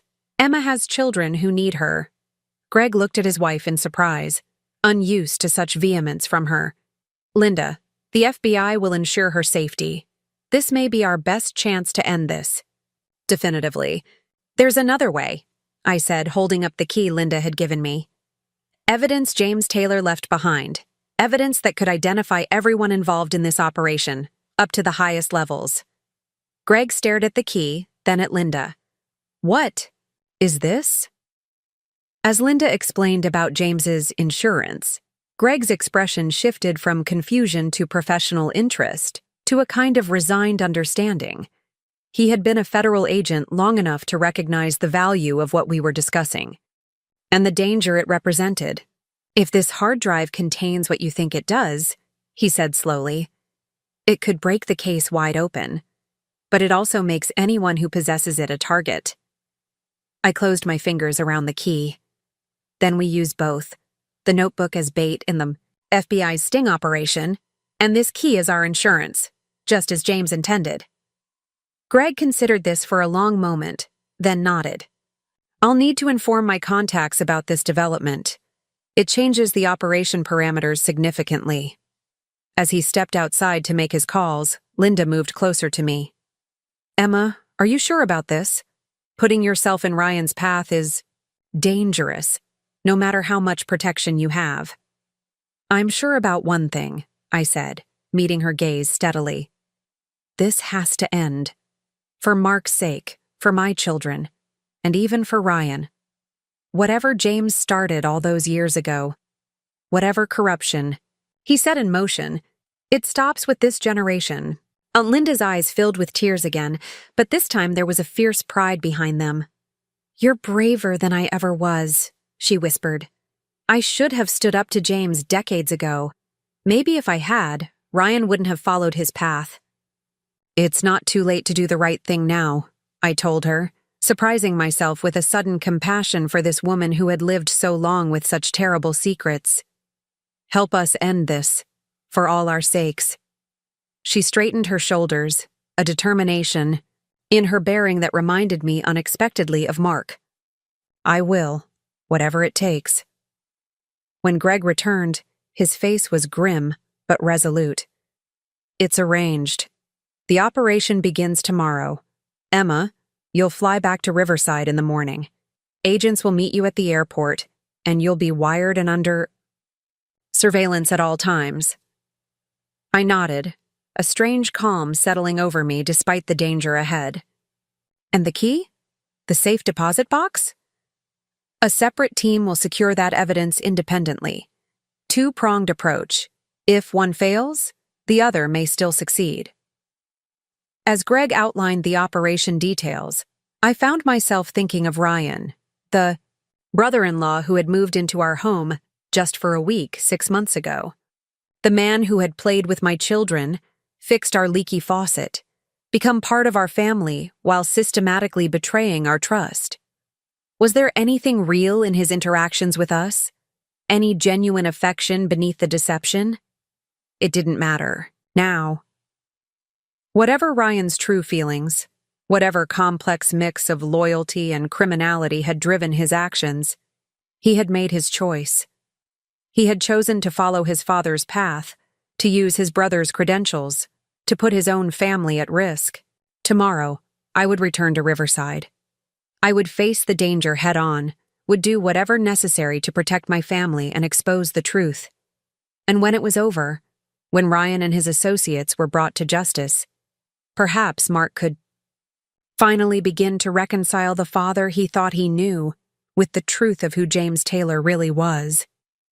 As I prepared for bed in Linda and Greg's guest room, I found myself thinking of the guest room in my own home, the space Ryan had occupied for 6 months, where I'd found the evidence that had set all this in motion. What I'd found in his room hadn't just left my husband speechless. It had unraveled a family legacy of deception spanning decades. Tomorrow would determine whether that legacy ended with exposure and justice, or whether it would claim more victims in its unfolding. As I drifted into uneasy sleep, I clung to the hope that truth, however painful, would finally set this family free. The Florida sunrise cast long shadows across the tarmac as I boarded the small charter plane the FBI had arranged. No commercial flights, no security cameras, no passenger manifests, complete operational security.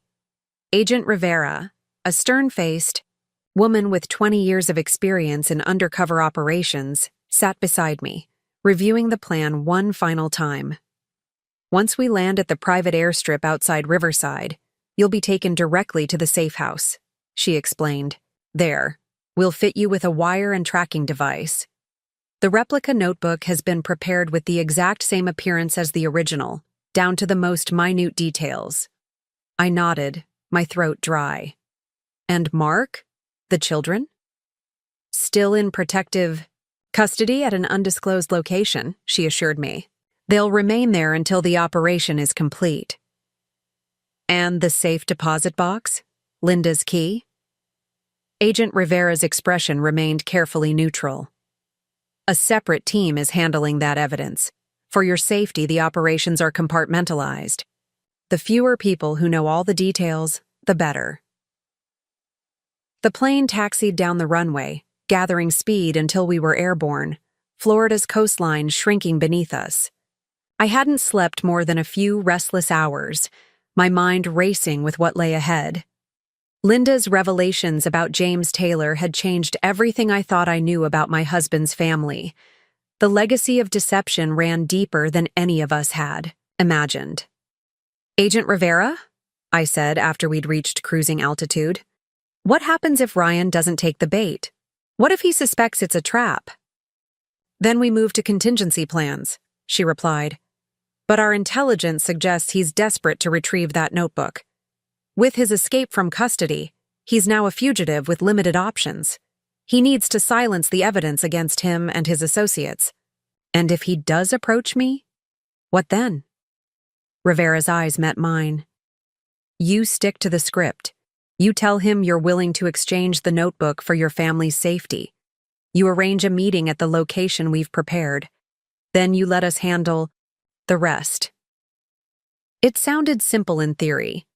In practice, I would be face-to-face with a man who had betrayed my family, who might be willing to do anything to protect himself and his operation. A man who, despite everything, was still my husband's brother. What about Detective Anderson?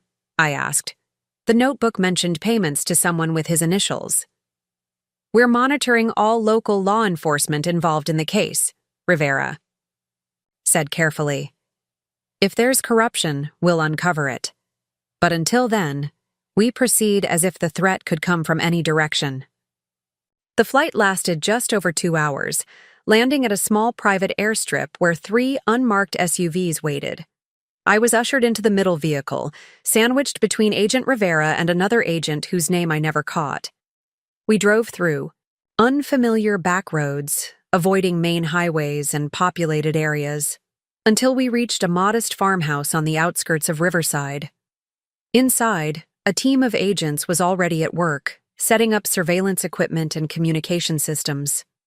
Tech specialist named Dawson fitted me with a nearly invisible wire, explaining its capabilities and limitations. The range is about half a mile, he said, adjusting the small receiver taped between my shoulder blades. The battery will last 36 hours. There's a panic button here. He showed me a small device disguised as a tube of lip balm. Press it 3 times rapidly if you're in immediate danger. Another agent handed me the replica notebook.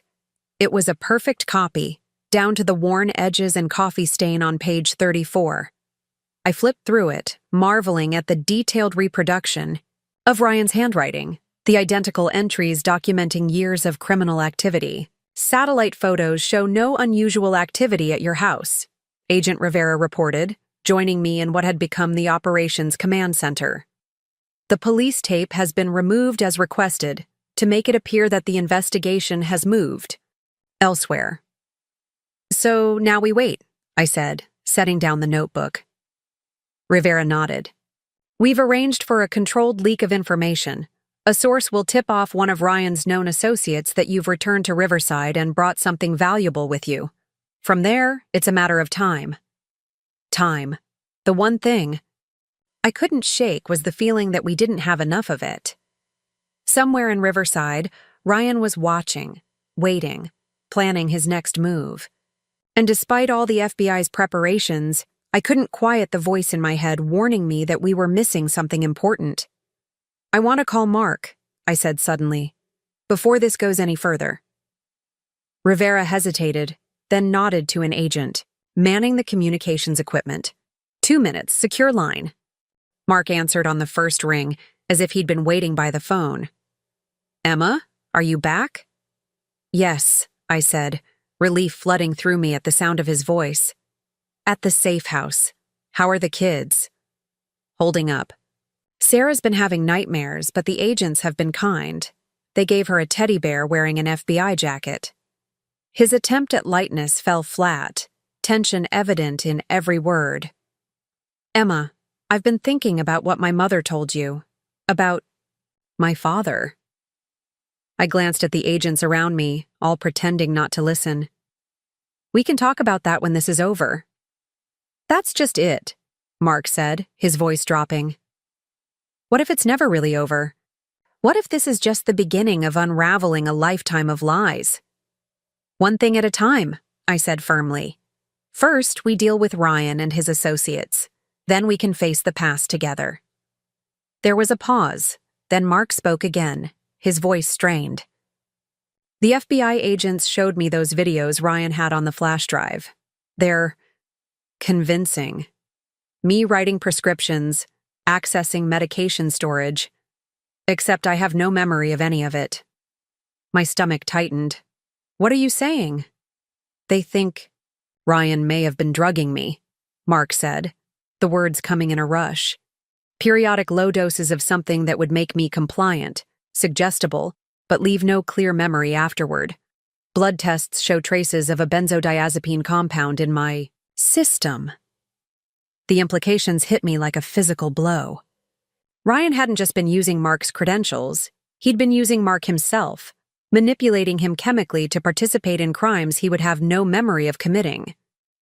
Mark, that's...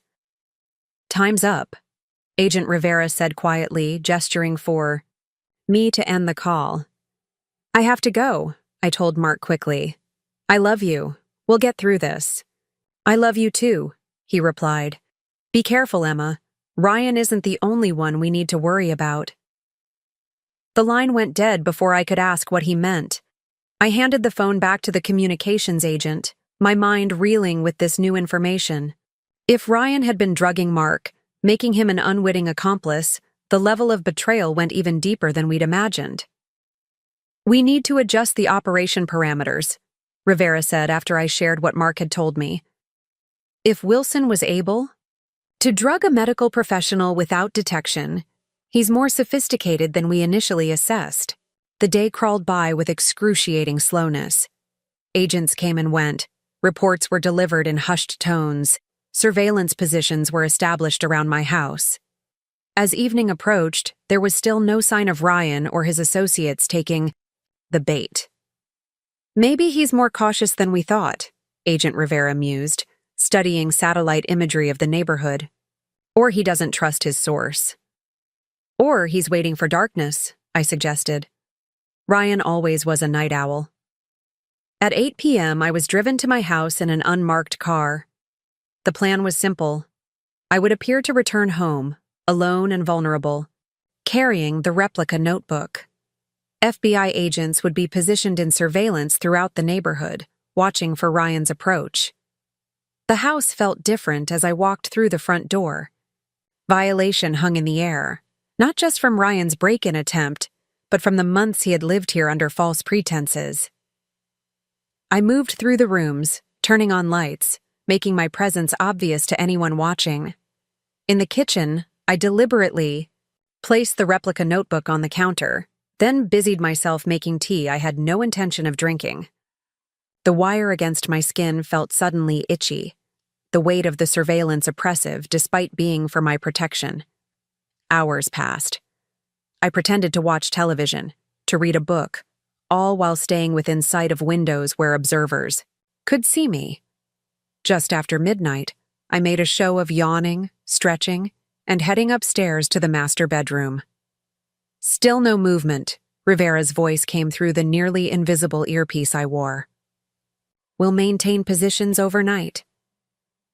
I changed into pajamas, careful not to disturb the wire, and slipped into bed. Sleep was out of the question, but I needed to maintain the pretense of normalcy. As I lay in the darkness, I thought about Mark's warning. Ryan isn't the only one we need to worry about. What had he meant? Who else posed a threat? The sound came just after 2 a.m., a faint scraping at the back door, barely audible even in the silent house. I froze, my heart hammering against my ribs. Movement at the rear of the house, Rivera's voice whispered in my ear. Stay in position. Do not engage. I remained motionless in bed, straining to hear. The soft click of the back door opening, then closing. Footsteps, too light to be Ryan's, moving through the kitchen. A woman's voice, barely audible, speaking. Into what sounded like a phone or radio. I'm in. Searching for the target now. Not Ryan. Someone else. The realization sent icy fear through my veins. Rivera and her team had prepared for Ryan, expected Ryan. This was something else entirely. Unknown female subject has entered the residence, Rivera reported tensely in my ear. Emma, remain in your room. We're moving teams into position. But curiosity and fear propelled me out of bed.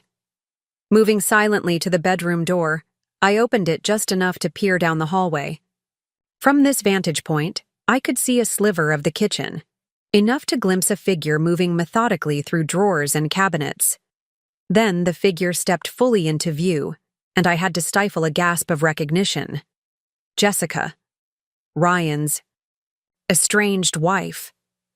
She looked different from when I'd last seen her, hair dyed dark, dressed entirely in black, moving with a confidence and purpose that seemed utterly foreign to the woman I thought I knew. In her hand was the replica notebook, which she was flipping through with increasing agitation. It's not the original, she hissed into what I now could see was a small radio. Taylor must have hidden it somewhere else. A voice crackled back, too faint for me to make out the words. Jessica responded, No, I'll search the rest of the house. She has to have it somewhere. Emma. Rivera's voice was urgent in my ear. The subject is Jessica Wilson, Ryan's wife.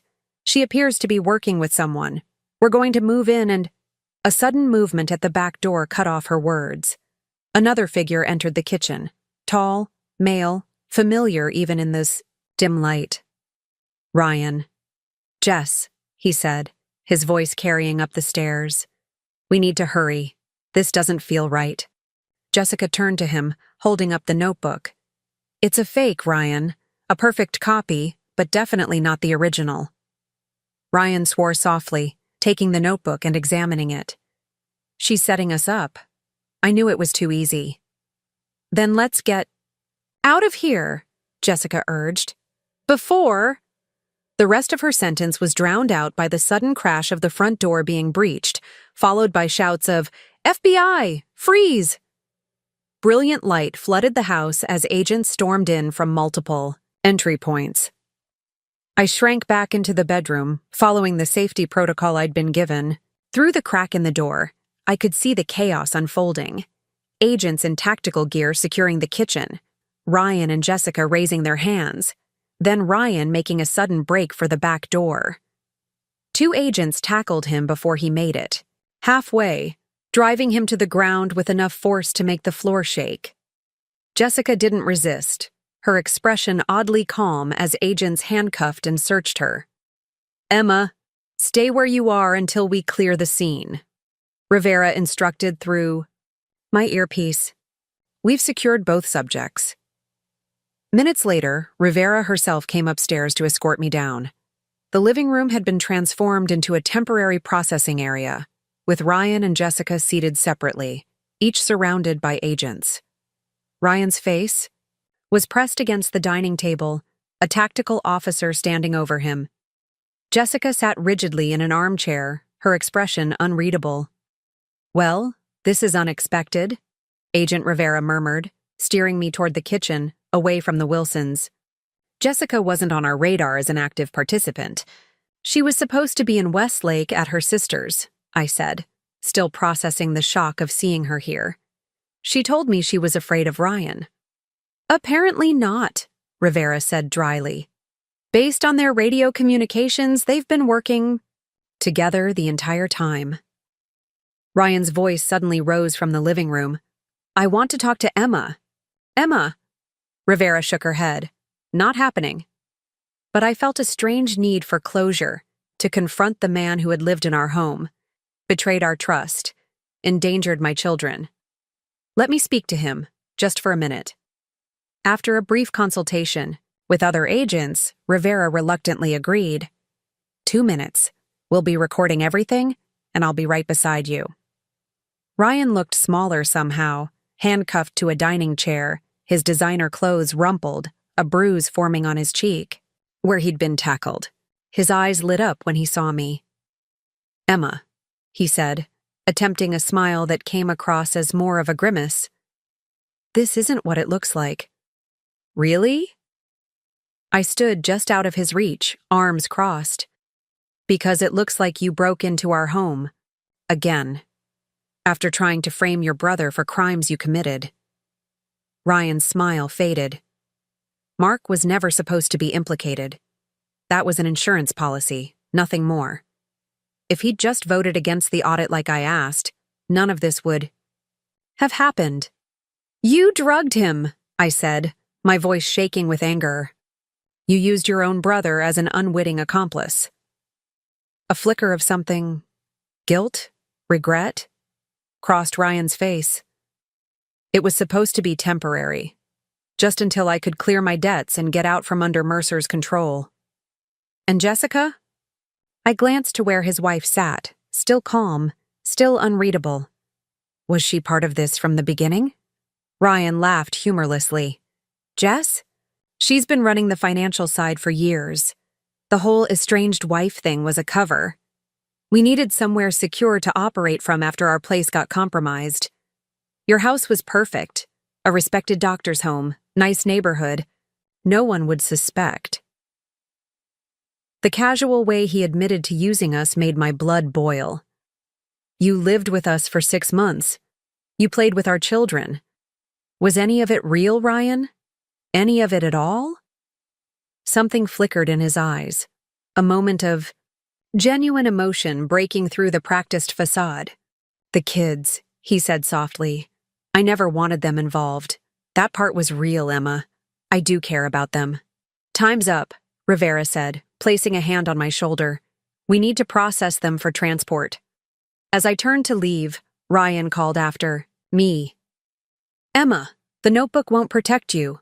Mercer already knows about the hard drive. He's been looking for it as long as I have. You need to— An agent cut him off, instructing him to remain silent. I froze, turning back slowly. What did you say about a hard drive? Ryan's eyes narrowed. You know exactly what I'm talking about. My father's insurance policy. Mom finally told you where it is, didn't she? Rivera was suddenly very alert. Beside me. What hard drive is he referring to? Before I could answer, the front door opened and Detective Anderson walked in, flanked by 2 uniformed officers. The FBI agents tensed visibly, hands moving to their weapons. Detective, Rivera acknowledged coolly, this is a federal operation. Your department was notified as a courtesy, not an invitation. Anderson surveyed the scene, his expression impossible to read. Just checking in, Agent. Making sure everything's proceeding smoothly. His eyes landed on Ryan, then shifted to Jessica, who gave him the slightest nod. In that moment, I remembered the notebook entries about payments to CA, Charles Anderson, and Mark's warning. Ryan isn't the only one we need to worry about. Detective Anderson, I said, trying to keep my voice steady. I'm surprised to see you here personally. It's very late. I take a special interest in cases involving prominent local families, he replied, his gaze calculating as it moved from me to Ryan and back again. Especially when they involve escaped suspects and federal agencies operating in my jurisdiction. Rivera stepped forward, physically placing herself between Anderson and me. As I said, Detective, we have the situation under control. We'll coordinate with your department in the morning through official channels. A tense silence fell, broken only when one of Anderson's officers received a radio call. He stepped aside to respond, then returned to whisper something in Anderson's ear. The detective's expression darkened momentarily before he forced a smile. Well, it seems you do have things under control, he said finally. We'll leave you to it. But, Agent Rivera, I expect a full briefing tomorrow. This is still my city. As Anderson and his officers departed, I caught a significant look passing between him and Jessica. Something was happening beneath the surface, connections I couldn't quite grasp. We need to move now, Rivera said as soon as Anderson was gone. That wasn't a coincidence. Wilson, Mrs. Wilson, you're being transported to federal holding separately. As agents began preparing Ryan and Jessica for transport, my phone buzzed, with a text from an unknown number. First National Bank, now, CA knows. My blood ran cold. The safe deposit box, Linda's key. If Anderson was indeed CA from the notebook, and if he'd somehow learned about the hard drive. Agent Rivera, I said urgently, showing her the text. The separate team. The one handling the other evidence. They might be in danger. Rivera read the message, her expression hardening. Sierra team, report, she barked into her radio. The response was static. Sierra team, acknowledge. More static. What's happening? I asked, fear clawing at my throat. We've lost contact. With the team securing the safe deposit box, Rivera said grimly. And if Detective Anderson is compromised— She didn't need to finish the thought. The operation was unraveling. The second team could be walking into a trap, or might already have done so. We need to warn them, I insisted. Already trying. All channels. Rivera turned to her second-in-command. Finish processing these 2 and get them to the federal facility. Maximum security. No visitors. No calls. She faced me. You're coming with me. We need to secure that hard drive before Mercer's people get to it. 20 minutes later, we were in an unmarked car speeding toward First National Bank. Rivera driving while coordinating with other agents via her secure radio. Dawn was just beginning to lighten the eastern sky, the streets of Riverside eerily empty. The bank doesn't open until 9, I pointed out. We're not waiting, Rivera replied grimly. We have emergency authorization to access the premises. As we approached the bank, Rivera suddenly slowed, then pulled into a side street, killing the headlights. Something's wrong, she murmured, peering ahead. There's activity at the bank. Through the pre-dawn dimness, I could make out 2 vehicles parked near the bank's side entrance, a police cruiser and a dark sedan. Figures moved in the shadows, and the side door to the bank stood open. Anderson, Rivera said, confirming my fear. He moved faster than we anticipated. She reached for her radio. Control, this is Rivera. We have a situation at the bank. Local law enforcement, possibly compromised, has accessed the building, requesting immediate backup. Copy that, came the response. Units en route, ETA 15 minutes. We don't have 15 minutes, Rivera muttered, checking her weapon. If they get that hard drive. I clutched Linda's key in my pocket. What do we do? Rivera studied the scene for a long moment, weighing options. We observe until backup arrives. We're outnumbered, and if Anderson is working for Mercer, there could be others with him. We watched in tense silence as more movement occurred at the bank entrance. Detective Anderson emerged, followed by 2 men in suits I didn't recognize.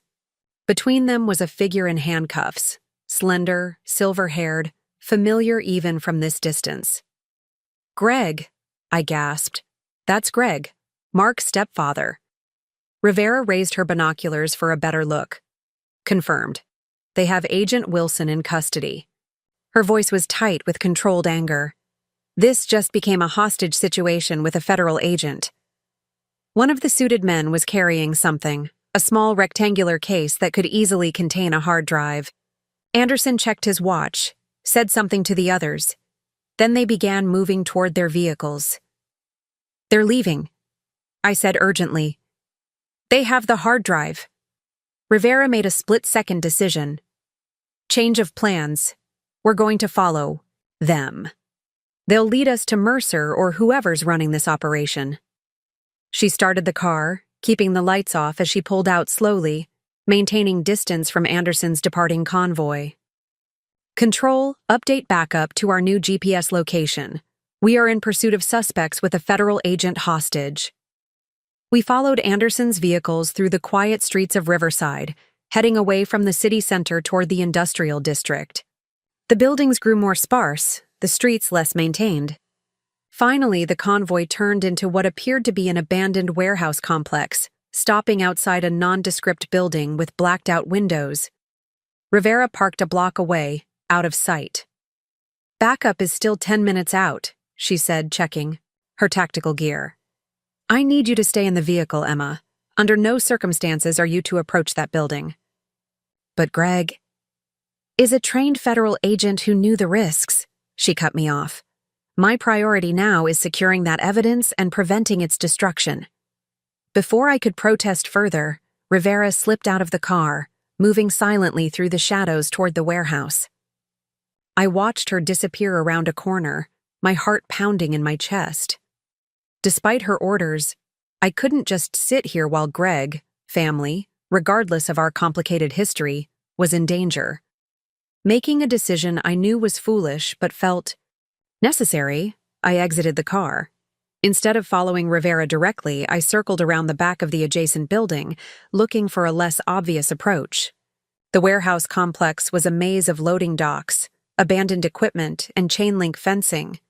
Through gaps between buildings, I could see Anderson's group entering the warehouse, Greg stumbling between his captors. A side door caught my attention. Rusted, half open, apparently forgotten. Careful to stay in the shadows, I made my way toward it.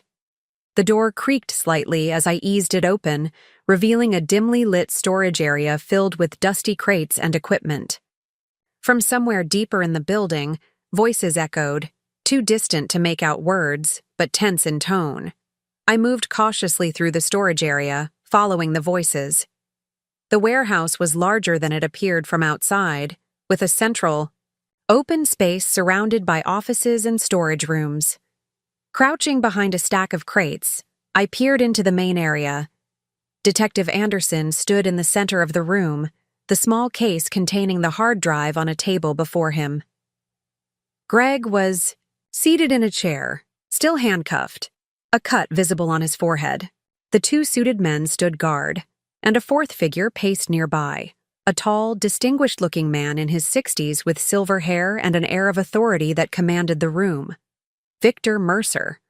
It had to be. "The encryption is military grade," Greg was saying, his voice steady despite his situation. "You won't break it without the password." Mercer smiled coldly. "Which is why you're here, Agent Wilson. I understand you were close to James Taylor. He would have trusted you with this information." Greg laughed, a genuine sound of amusement that seemed to irritate Mercer. James Taylor didn't trust anyone completely. Not even his wife. "What makes you think he gave me the password?" "Because you married his widow," Mercer replied simply. "Because you've been protecting her all these years. Because James would have ensured his insurance policy remained viable after his death, and you were the logical custodian." I shifted slightly for a better view, accidentally dislodging a small piece of metal that clattered to the floor. The "why" sound, though small, echoed in the cavernous space. One of the suited men turned sharply, drawing his weapon. "Check it out," Anderson ordered. I shrank back behind the crates, heart thundering in my ears.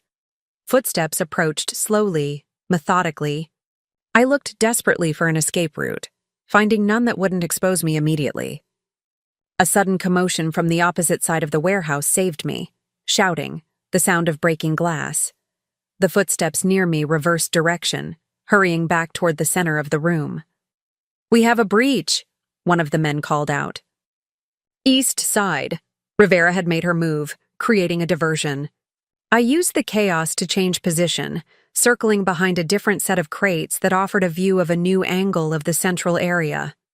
From here, I could see another figure I hadn't noticed before, a woman, seated in the shadows beyond Mercer. As she leaned forward into the light, I recognized her immediately. Linda, Mark's mother, my mother-in-law. She appeared unharmed but frightened, her hands bound in front of her. "Enough of this," Mercer said sharply, drawing a pistol from inside his jacket. He pointed it at Linda. "The password, Agent Wilson, now, or James's widow dies first, then you." Greg's face hardened. "You know I can't." Mercer released the safety on his weapon. 3 seconds, 3, 2... "I have it," I called out, stepping from behind the crates before I could reconsider. "I know the password." All heads turned toward me. Anderson swore under his breath. Mercer's expression shifted from surprise to calculating interest. "Mrs. Taylor," he said smoothly, lowering his weapon slightly. "How unexpected. And how did you come to possess this information?" I moved slowly into the open area, hands raised to show I was unarmed. "Linda told me before you took her. Insurance against exactly this situation." It was a desperate bluff, but I needed to buy time until backup arrived. Linda's eyes widened slightly, but she had enough presence of mind not to contradict me. "Interesting," Mercer said, studying me with the cold assessment of a predator. "And you would share this password with us because I want my family safe," I replied, trying to keep my voice steady. "My husband, my children. I want this to end." Mercer gestured toward the hard drive. "Then by all means, Mrs. Taylor, end it." I approached the table slowly, mind racing. I had no password, no plan beyond creating a distraction. As I reached for the hard drive, I heard a faint sound from above, movement in the rafters. Glancing up, I caught a glimpse of tactical gear. FBI agents were in position. The password, I said, buying more time, is a phrase James used, something only family would know. Mercer's patience was clearly wearing thin. And that phrase is? From the corner of my eye, I saw Rivera position herself in a doorway, weapon ready. Other agents had surrounded the perimeter. Any second now. The password, I said clearly, locking eyes with Mercer, is federal agents. Freeze. As if on cue, the warehouse erupted in coordinated chaos. FBI agents descended from the rafters on tactical lines. Others breached doors and windows. Rivera and her team rushed in, weapons trained on Mercer and his men. FBI, down on the ground, now. Anderson went for his weapon but was tackled by 2 agents before he could draw it. One of Mercer's men managed to fire a single shot before being neutralized with a taser. Mercer himself stood perfectly still, hands raised in elegant surrender, his expression one of annoyed resignation rather than fear. In seconds, it was over. Mercer and his associates were face down on the concrete floor, being handcuffed and searched. Greg was being freed from his restraints. Linda rushed to his side. Rivera approached me, her expression a mix of anger and reluctant admiration. "That was either the bravest or stupidest civilian intervention I've ever seen," she said, holstering her weapon. "You disobeyed direct orders to stay in the vehicle." "It worked out," I pointed out, adrenaline still coursing through my system. "This time," she conceded. "But don't make a habit of it." As agents secured the scene and medical personnel arrived to check Greg and Linda for injuries, Rivera carefully placed the hard drive case into an evidence bag. "With this in the notebook, we have enough to dismantle Mercer's entire operation. The corruption, the prescription fraud, the identity theft, all of it exposed." I watched as Mercer was led away, his aristocratic bearing intact despite the handcuffs. He paused as he passed me, those cold eyes assessing me one final time. "James would have approved of you," he said quietly. "You have his resourcefulness. The comparison to my father-in-law, a man I'd never met but whose shadow had nearly destroyed my family, sent a chill through me. I am nothing like James Taylor," I replied firmly. Mercer smiled thinly. "We all become what we fight against, Mrs. Taylor, sooner or later." As agents led him away, I turned to find Linda watching me, her expression unreadable. "He's wrong," she said softly. "You're nothing like James. You risked everything to protect your family. James only ever protected himself." The sun was fully risen by the time we left the warehouse, casting harsh light on the industrial wasteland around us. In the daylight, the danger seemed less immediate. The warehouse just another abandoned building, rather than the site of a confrontation that could have cost multiple lives. Rivera drove me directly to the safe house where Mark and the children were waiting.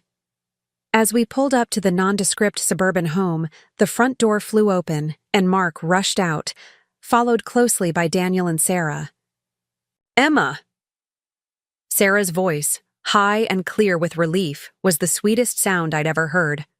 I gathered my daughter in my arms, feeling Mark's embrace encircle us both, Daniel joining the family huddle. "It's over," I whispered, holding them tight. "Really over." As agents debriefed Mark on the operation's success, I sat with the children in the safe house's small living room. Sarah curled against me, exhausted but unwilling to leave my side. Daniel, trying so hard to be grown up, finally allowed himself to rest his head on my shoulder. "Will Uncle Ryan go to jail?" Sarah asked in a small voice. I stroked her hair gently. "Yes, sweetheart. He did some very bad things, and now he has to face the consequences." "But he was nice to us," she insisted, confusion evident in her young face. "People can be complicated," I said carefully. "They can do both good and bad things. The important part is that we're safe now, and Uncle Ryan can't hurt anyone anymore." Daniel, who had been quiet until now, finally spoke. Dad said Grandpa James was a criminal too, that it's like a family curse. I turned to look at my son, seeing the worry in his eyes, the fear that somehow this curse might touch him too. There's no such thing as family curses, Daniel. We all make our own choices. Your father chose to be a doctor who helps people. I chose to be a teacher. You and Sarah will make your own choices too. Not bad ones, Sarah declared with the certainty of an 8-year-old. Not bad ones, I agreed, hugging them both. T joined us sitting on the coffee table facing his family. The strain of the past days showed in the new lines around his eyes, in the weary set of his shoulders. But there was something else there too. A clarity, a resolution.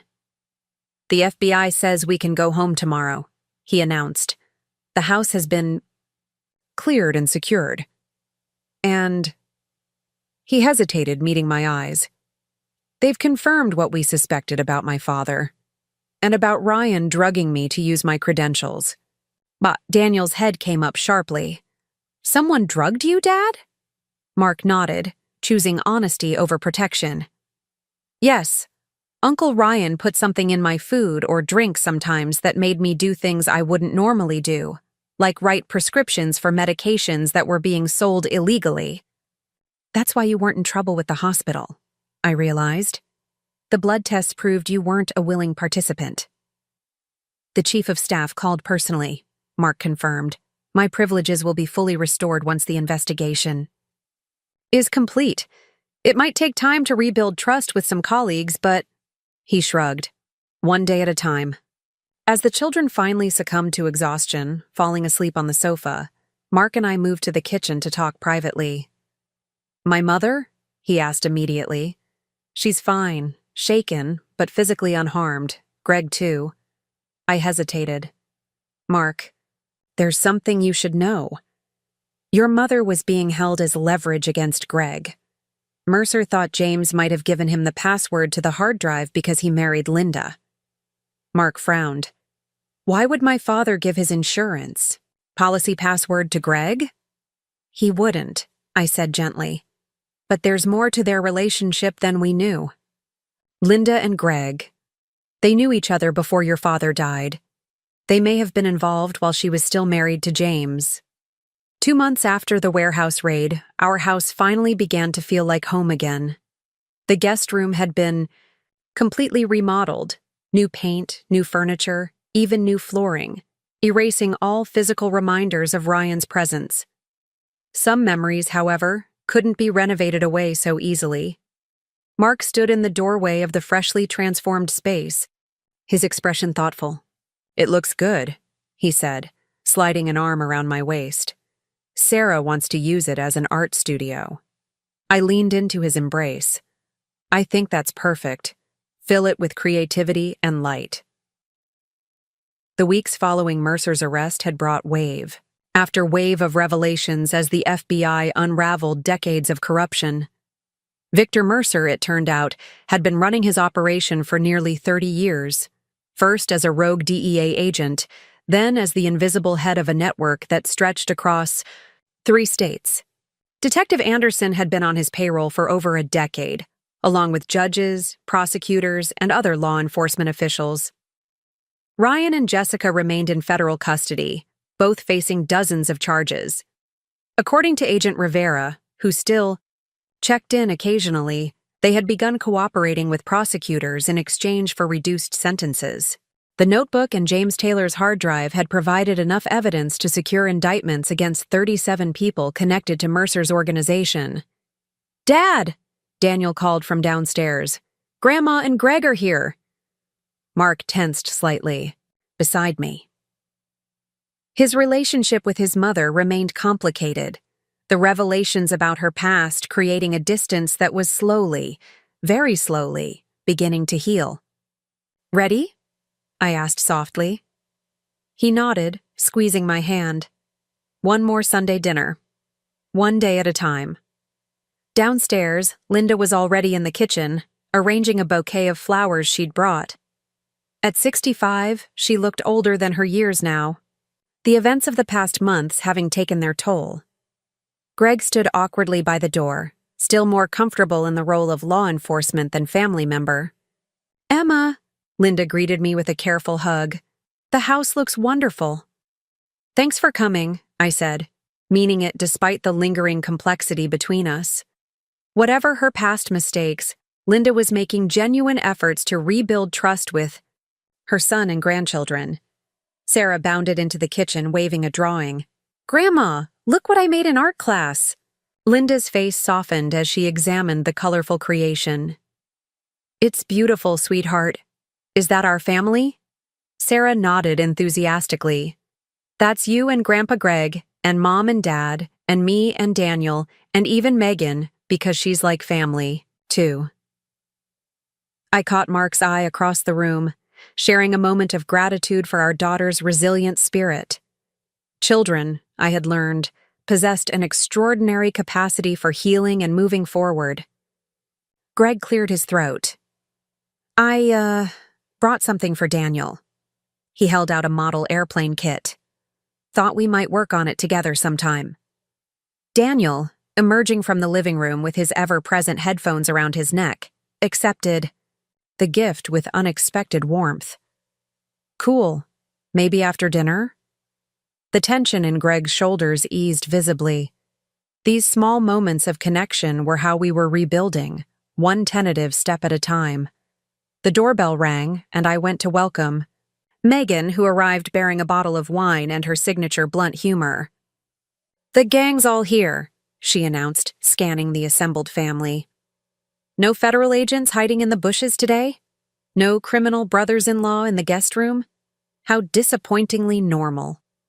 I laughed, grateful as always for her ability to diffuse tension with irreverence. "Just a regular family dinner. Boring, right? After everything you've been through, you've earned boring." She handed me the wine. "Besides, I bring news that might disrupt the boredom slightly." Intrigued, I raised an eyebrow. "Oh?" "Let's get everyone seated first. It's a dinner-time announcement kind of thing." As we gathered around the table, a new one, the old dining set having too many uncomfortable memories attached, the conversation flowed more easily than I'd expected. Linda shared stories from her volunteer work at the community center, a new chapter she'd begun as part of her personal redemption. Greg, gradually warming up, talked about consulting with the FBI on other corruption cases, his expertise now valued in official channels rather than kept as a family secret. Mark, too, was healing. Bayside Hospital had welcomed him back after a brief administrative leave, his colleagues rallying around him once the full story became public. The betrayal of his brother and the revelations about his father had hit him hard, but therapy was helping him process the complex legacy he'd inherited. "So," Megan said as we finished the main course, "time for my news." She set down her fork with dramatic emphasis. "The FBI has officially closed the case file on Victor Mercer's organization. Final sentencing recommendations were submitted. Yesterday." Greg nodded. "I heard. Mercer's looking at 30 years minimum, no possibility of parole." "What about Ryan and Jessica?" Mark asked quietly. It was the first time he'd spoken his brother's name at the dinner table. Megan glanced at the children, then at me, silently asking how much to share. "It's okay," I said. "We've been honest with them all along. Age-appropriately, but honest." "Ryan accepted a plea deal," Megan explained. 15 years. Jessica got 12. Their cooperation helped bring down some of Mercer's higher-level associates. Mark absorbed this information in silence, his expression unreadable. Finally, he asked, "Will they serve their full sentences?" "Barring extraordinary circumstances, yes," Greg interjected. The federal prosecutor was quite adamant about that, given the extent of their crimes and the length of time they were involved. Sarah, who had been listening with the solemn attention of a child trying to understand adult matters, asked, "Will we ever see Uncle Ryan again?" The table fell silent. Mark and I had discussed this possibility but hadn't reached a firm conclusion. How do you explain to a child the complexity of loving someone who has betrayed you, of setting boundaries while allowing for the possibility of redemption? I don't know, sweetheart, Mark answered honestly. Uncle Ryan needs to face the consequences of his choices first. But people can change. After his time in prison, if he's truly sorry and has become a better person, maybe then we can think about it. Daniel, more cynical at his age, scoffed. He drugged you, Dad. He put all of us in danger. Why would we ever want to see him again? Mark considered his son thoughtfully. Because forgiveness isn't about erasing what happened, Daniel. It's about not letting the hurt define our future. It doesn't mean forgetting or even trusting again. It means freeing ourselves from the weight of anger. Your father's right, Linda said softly. I spent too many years carrying secrets and resentments. It's a heavy burden that changes who you are. The conversation shifted then to lighter topics. Daniel's upcoming soccer tournament, Sarah's art show at school, plans for a family camping. Trip now that the protective security detail was finally deemed unnecessary. Looking around the table, I felt a wave of gratitude for this imperfect, wounded, healing family. After dinner, as promised, Greg and Daniel retreated to the living room to begin work on the model airplane. Linda and Sarah washed dishes together, the grandmother teaching her granddaughter a song from her own childhood. Mark stepped outside, onto the back porch, and I followed, sensing he needed a moment of quiet reflection. The evening air was cool, stars just beginning to appear in the darkening sky. Mark stood at the railing, looking out at the yard where his children played, where family barbecues had been held, where normalcy was slowly being reclaimed. 15 years, he said as I joined him. Ryan will be almost 60 when he gets out. I slipped my hand into his. How do you feel about that?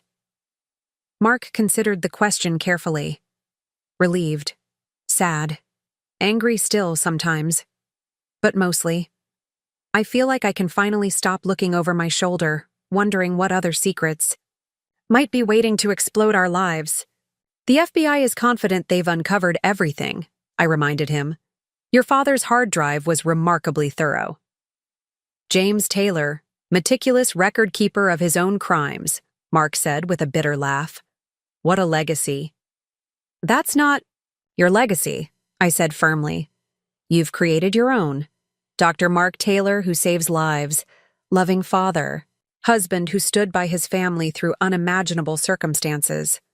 He turned to face me, his eyes searching mine. When I think about how close we came to losing everything.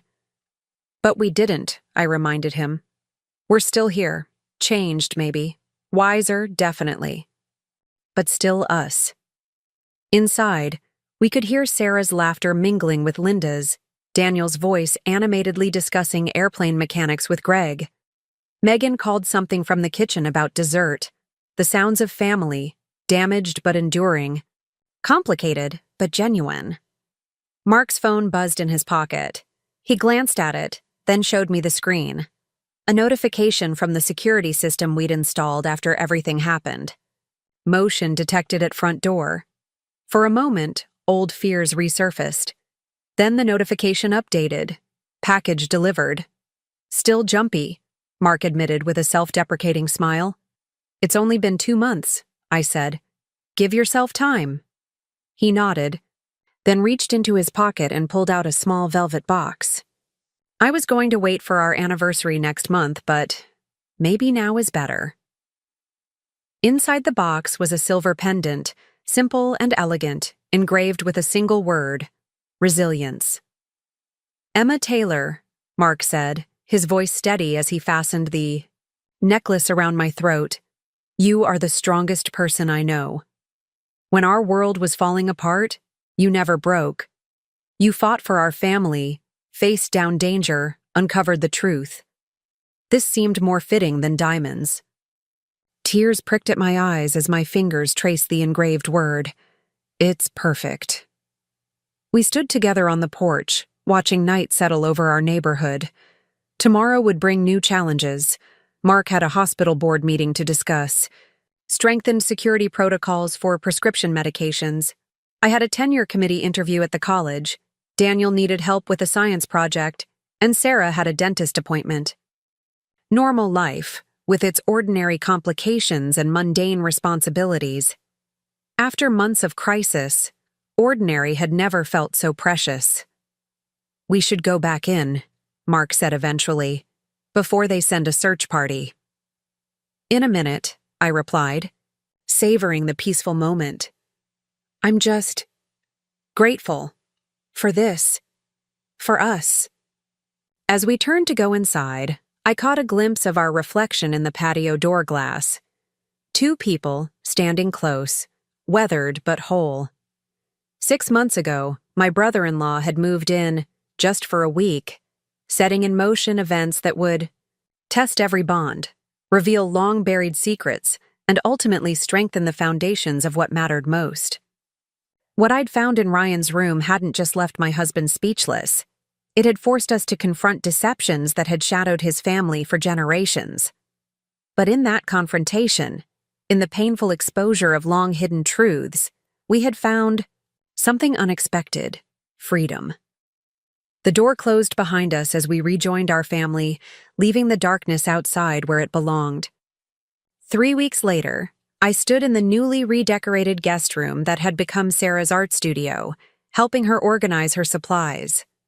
Sunlight streamed through the windows we'd enlarged during the renovation, illuminating the space that had once held so many secrets. "Mom," Sarah said, arranging colored pencils in a jar. "I had a dream about Uncle Ryan last night." I paused, giving her my full attention. "What kind of dream, sweetheart?" She frowned slightly, concentrating. "He was sitting in a room with no windows, drawing pictures like I do. But he seemed sad." I sat on the small stool beside her. "That's probably pretty close to what his life is like now. Prison doesn't have many windows." Sarah considered this. "Do you think he has colored pencils? For drawing?" "I'm not sure," I admitted. "Prison isn't designed to be comfortable." "Maybe we could send him some," she suggested. "Not the good ones, just the regular kind." The simple compassion of children never ceased to amaze me. "Would that make you feel better? Sending Uncle Ryan some drawing supplies?" She nodded. "Dad said people can change if they're really sorry. Maybe drawing pretty things would help. Uncle Ryan be sorry faster." I hugged her, this resilient child who could still find room for kindness amid the wreckage of betrayal. "We can talk to Dad about it. It's a thoughtful idea." Later, I mentioned Sarah's suggestion to Mark as we prepared dinner together. His hands stilled on the cutting board. "Colored pencils for Ryan," he repeated, testing the concept. "What do you think about that?" I chose my words carefully. I think Sarah's processing in her own way. She's trying to make sense of how someone who was kind to her could also do such terrible things. The pencils are her attempt at reconciliation. Mark resumed chopping vegetables. We agreed we'd let the kids guide their own relationship, or lack thereof, with Ryan going forward. If sending art supplies helps Sarah, I won't object. "And you?" I asked gently. "Have you thought about whether you'll ever contact him?" "Every day," he admitted. "Some days I draft letters in my head. Other days I can barely say his name without feeling sick." He scraped the vegetables into a bowl. "My therapist says there's no timeline for this process." "She's right," I agreed. "Whatever you decide, whenever you decide it, I'll support you." Mark smiled, a genuine one that reached his eyes. "I know, that's never been in question." The doorbell rang and Daniel called from the living room. "I got it!" We heard the door open, followed by Daniel's voice raised in greeting. "Aunt Claire, hi!" My sister appeared in the kitchen doorway, looking elegant as always in her corporate attire, clearly having come directly from her office. "Surprise visit," she announced. "I was in the neighborhood for a client meeting and thought I'd stop by." I embraced her, surprised but pleased. Claire had been a steadfast support during the aftermath of Ryan's arrest, helping with the children and bringing meals when we were too overwhelmed to manage basic tasks. Perfect timing. Stay for dinner? Love to, she agreed, setting down her briefcase. Actually, I have some news I wanted to share in person. We settled in the living room with glasses of iced tea while dinner finished cooking. Claire, ever the organized attorney, pulled a folder from her briefcase. So I've been doing some digging, she began, about Jessica Wilson's background before she married Ryan. Mark leaned forward, immediately interested. What prompted this? Something bothered me during your whole ordeal, Claire explained. The way Jessica seemed to be playing multiple angles, contacting Emma as the concerned wife, while actually working with Ryan the whole time. She opened the folder. It turns out Jessica Campbell, her maiden name, worked for a pharmaceutical company called Meridian Health 10 years ago. Okay, I said, not yet seeing the significance. Meridian Health was investigated for illegal distribution practices, Claire continued. The case fell apart when key evidence disappeared. The lead investigator on that case? A young DEA agent named Victor Mercer. Mark and I exchanged glances, connecting the dots. You think Jessica was Mercer's plant from the beginning? Mark asked. That she married Ryan as part of their operation? Claire nodded. It's circumstantial, but the timing fits. Jessica and Ryan met right after the Meridian case collapsed. Mercer was forced out of the DEA a year later under suspicion of corruption. What better way to maintain control over your operation than to place someone you trust inside the family business? The implications were disturbing. Ryan had been betrayed as thoroughly as he had betrayed others. Does Ryan know this? I asked. I don't think so, Claire replied, closing the folder. The FBI is investigating now, based on information I provided. It might give Ryan additional leverage in his cooperation agreement if he can claim he was manipulated by Jessica. Mark ran a hand through his hair, processing this new information. It doesn't excuse what he did. No, Claire agreed, but it adds another layer to understand why he did it. After Claire left, the children settled in bed. Mark and I sat on the back porch again, our evening ritual of quiet reflection before sleep. The night air carried the scent of the jasmine I'd planted along the fence, new life taking root. If Claire is right about Jessica, Mark said, breaking the comfortable silence, then Ryan's judgment was compromised from the beginning. He thought he was escaping our father's influence by marrying her, when actually he was just falling deeper into Mercer's web. People rarely see the traps they're walking into, I observed, especially when they're disguised as love. Mark took my hand, tracing the lines of my palm thoughtfully. When Ryan first showed up at our door 6 months ago, I thought I was helping him, giving him a safe haven during a marital crisis. All along, he was the danger, and I invited him in. You couldn't have known, I reminded him. You saw what you expected to see, your brother in need. That's not weakness, Mark. It's humanity. And what about now? He asked quietly. What do I see now when I think of him? I waited, giving him space to find his own answer. I see someone I used to know, he said finally. Someone who shares my blood but not my values. Someone who made terrible choices but might someday find his way back to something better. He looked at me, vulnerability clear in his eyes. Is that naive? No, I said firmly. It's hope, and hope is never naive. It's the most courageous thing we can offer in the face of betrayal. The next day, we took Sarah shopping for art supplies, not just for her studio, but also a basic set of colored pencils and a sketchbook to send to Ryan. As she carefully selected which colors to include, deliberating with the seriousness only an 8-year-old could bring to such a task, I was struck by how healing sometimes comes from unexpected sources. Not the red, she decided, putting one pencil back. Prison has enough red, more greens and blues, like outside. Mark, watching nearby, blinked rapidly against sudden emotion. That's thoughtful, Sarah. She looked up at her father solemnly. Will you write a letter to go with them? So Uncle Ryan knows they're from us? A complex series of emotions crossed Mark's face. Yes. I think I can do that. That evening, while Sarah was at her dance class with Daniel waiting in the bayi, parents lounged doing homework, Mark sat at the kitchen table with a blank note card and the package of art supplies. He had been staring at the empty page for nearly 30 minutes. It doesn't have to be profound, I said, sitting across from him. Just authentic. He nodded, then finally began to write. I didn't read over his shoulder, giving him privacy, for this difficult task. When he finished, he folded the note and slipped it into the package. Done, he said simply. Want to talk about it? He shook his head. Not yet. Maybe someday. But it's a start.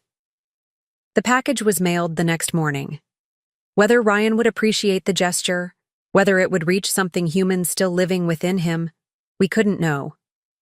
But for our family, especially for Sarah and Mark, it represented a small step toward reclaiming agency in a story that had spun so violently out of control. Life settled into new patterns.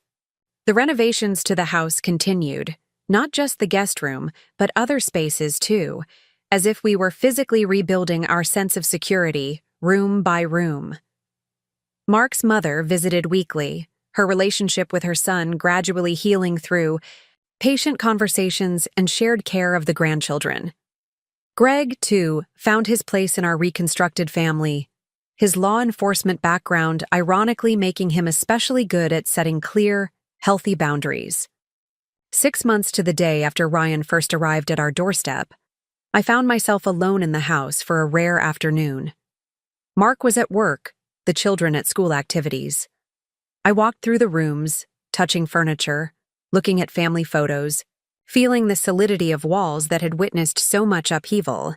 In Sarah's art studio, the transformed guest room, I sat on the window seat we'd built during the renovation. Sunlight poured through the glass, warming the space that had once felt so contaminated by deception. Now it held easels and paintbrushes, clay sculptures drying on shelves, a child's joyful creativity reclaiming what had been tainted. My phone buzzed with a text from Mark. Package from Federal Correctional Institution, in today's mail, waiting to open it until you're home. A reply from Ryan. I hadn't expected that, had, in fact, prepared Sarah for the likelihood that her gift might go unacknowledged. My heart beat faster as I texted back, I'll be home in an hour. When the family gathered that evening, the package sat unopened on the coffee table. Sarah stared at it with wide eyes, Daniel with suspicious caution, Mark with unreadable restraint. Should we open it? I asked, letting the family decide collectively.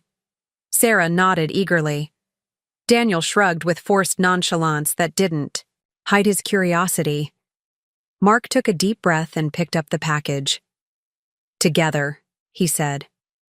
Inside was a sketchbook, not the one we had sent, but a similar one, clearly purchased from the prison commissary.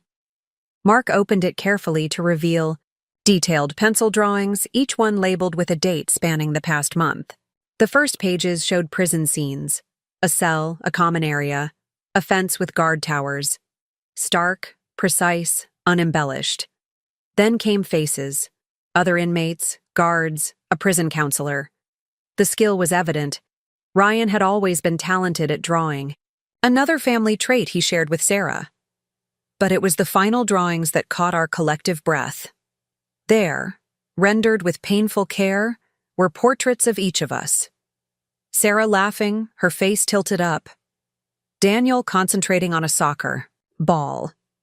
Me reading in the window seat, Mark in his doctor's coat.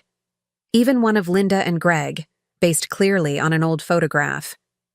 On the last page was a letter, written in the careful penmanship I recognized from the notes Ryan used to leave on our fridge during his stay.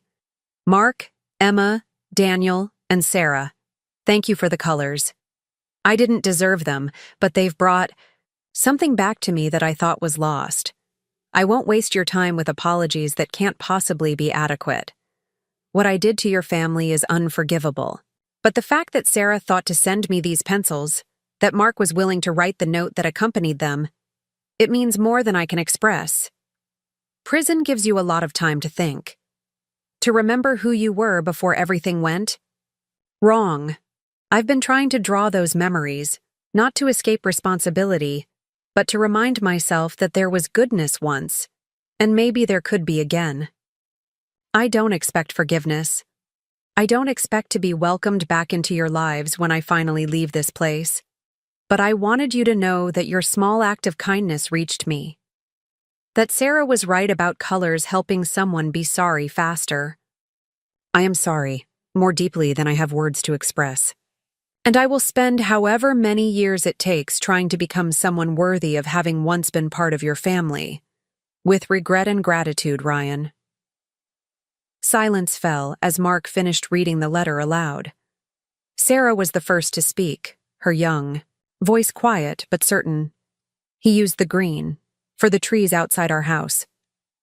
Indeed, the portrait of our home, the last drawing in the book, showed the maple tree in our front yard in delicate shades of spring green, exactly as it had looked. When Ryan first arrived 6 months ago, Daniel, studying the drawing of himself, said grudgingly, "He got my hair right, the way it sticks up in the back." Mark closed the sketchbook carefully, his expression thoughtful. "What do you think, Emma?" I considered the question, aware that my answer would help shape how our family processed this unexpected gesture. "I think," I said slowly, "that healing isn't linear. For Ryan, or for us, I think this is one step on a very long road." Mark nodded. "Well said." He turned to the children. "We can appreciate the drawings without forgetting what happened. We can acknowledge Ryan's regret without erasing the harm he caused. That's part of growing up. Learning that people and situations are complicated."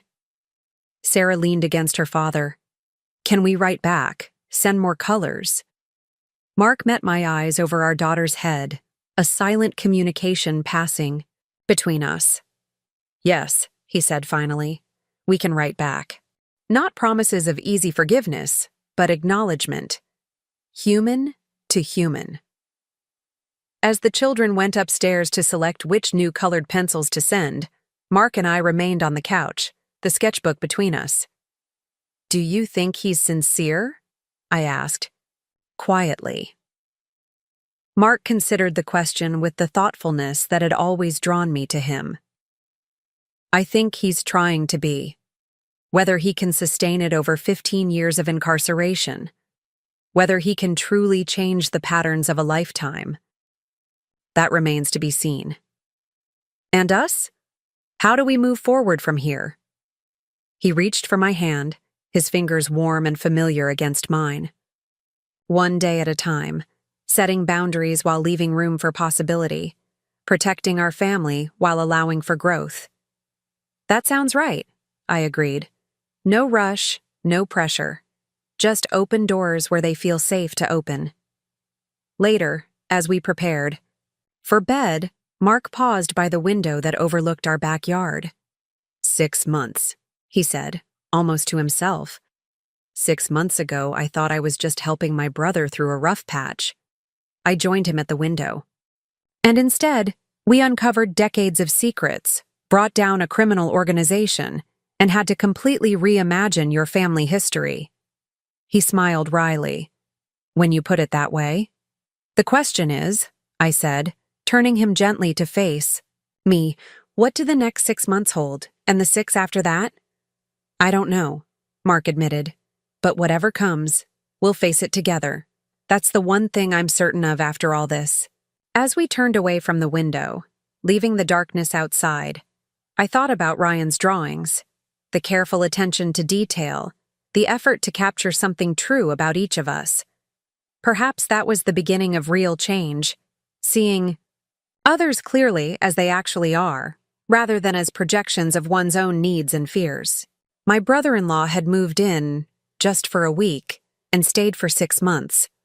What we'd found in his room had left my husband speechless, had endangered our family, had exposed generations of painful secrets. But standing here now, in our home, reclaimed and renovated, surrounded by a family wounded but healing, I recognized an unexpected truth. Sometimes it's only by facing our deepest fears that we find our greatest strength. Outside, the night was quiet. Inside, a family slept in peace. Tomorrow would bring new challenges, new joys, new sorrows, but whatever came, we would meet it together, eyes open, hearts resilient. That, after all, was the true meaning of family. Not the one we're born into, but the one we choose to build. Day by day, with courage and care and unflinching honesty. Up next, you've got 2 more standout stories right on your screen. If this one hit the mark, you won't want to pass these up. Just click and check them out.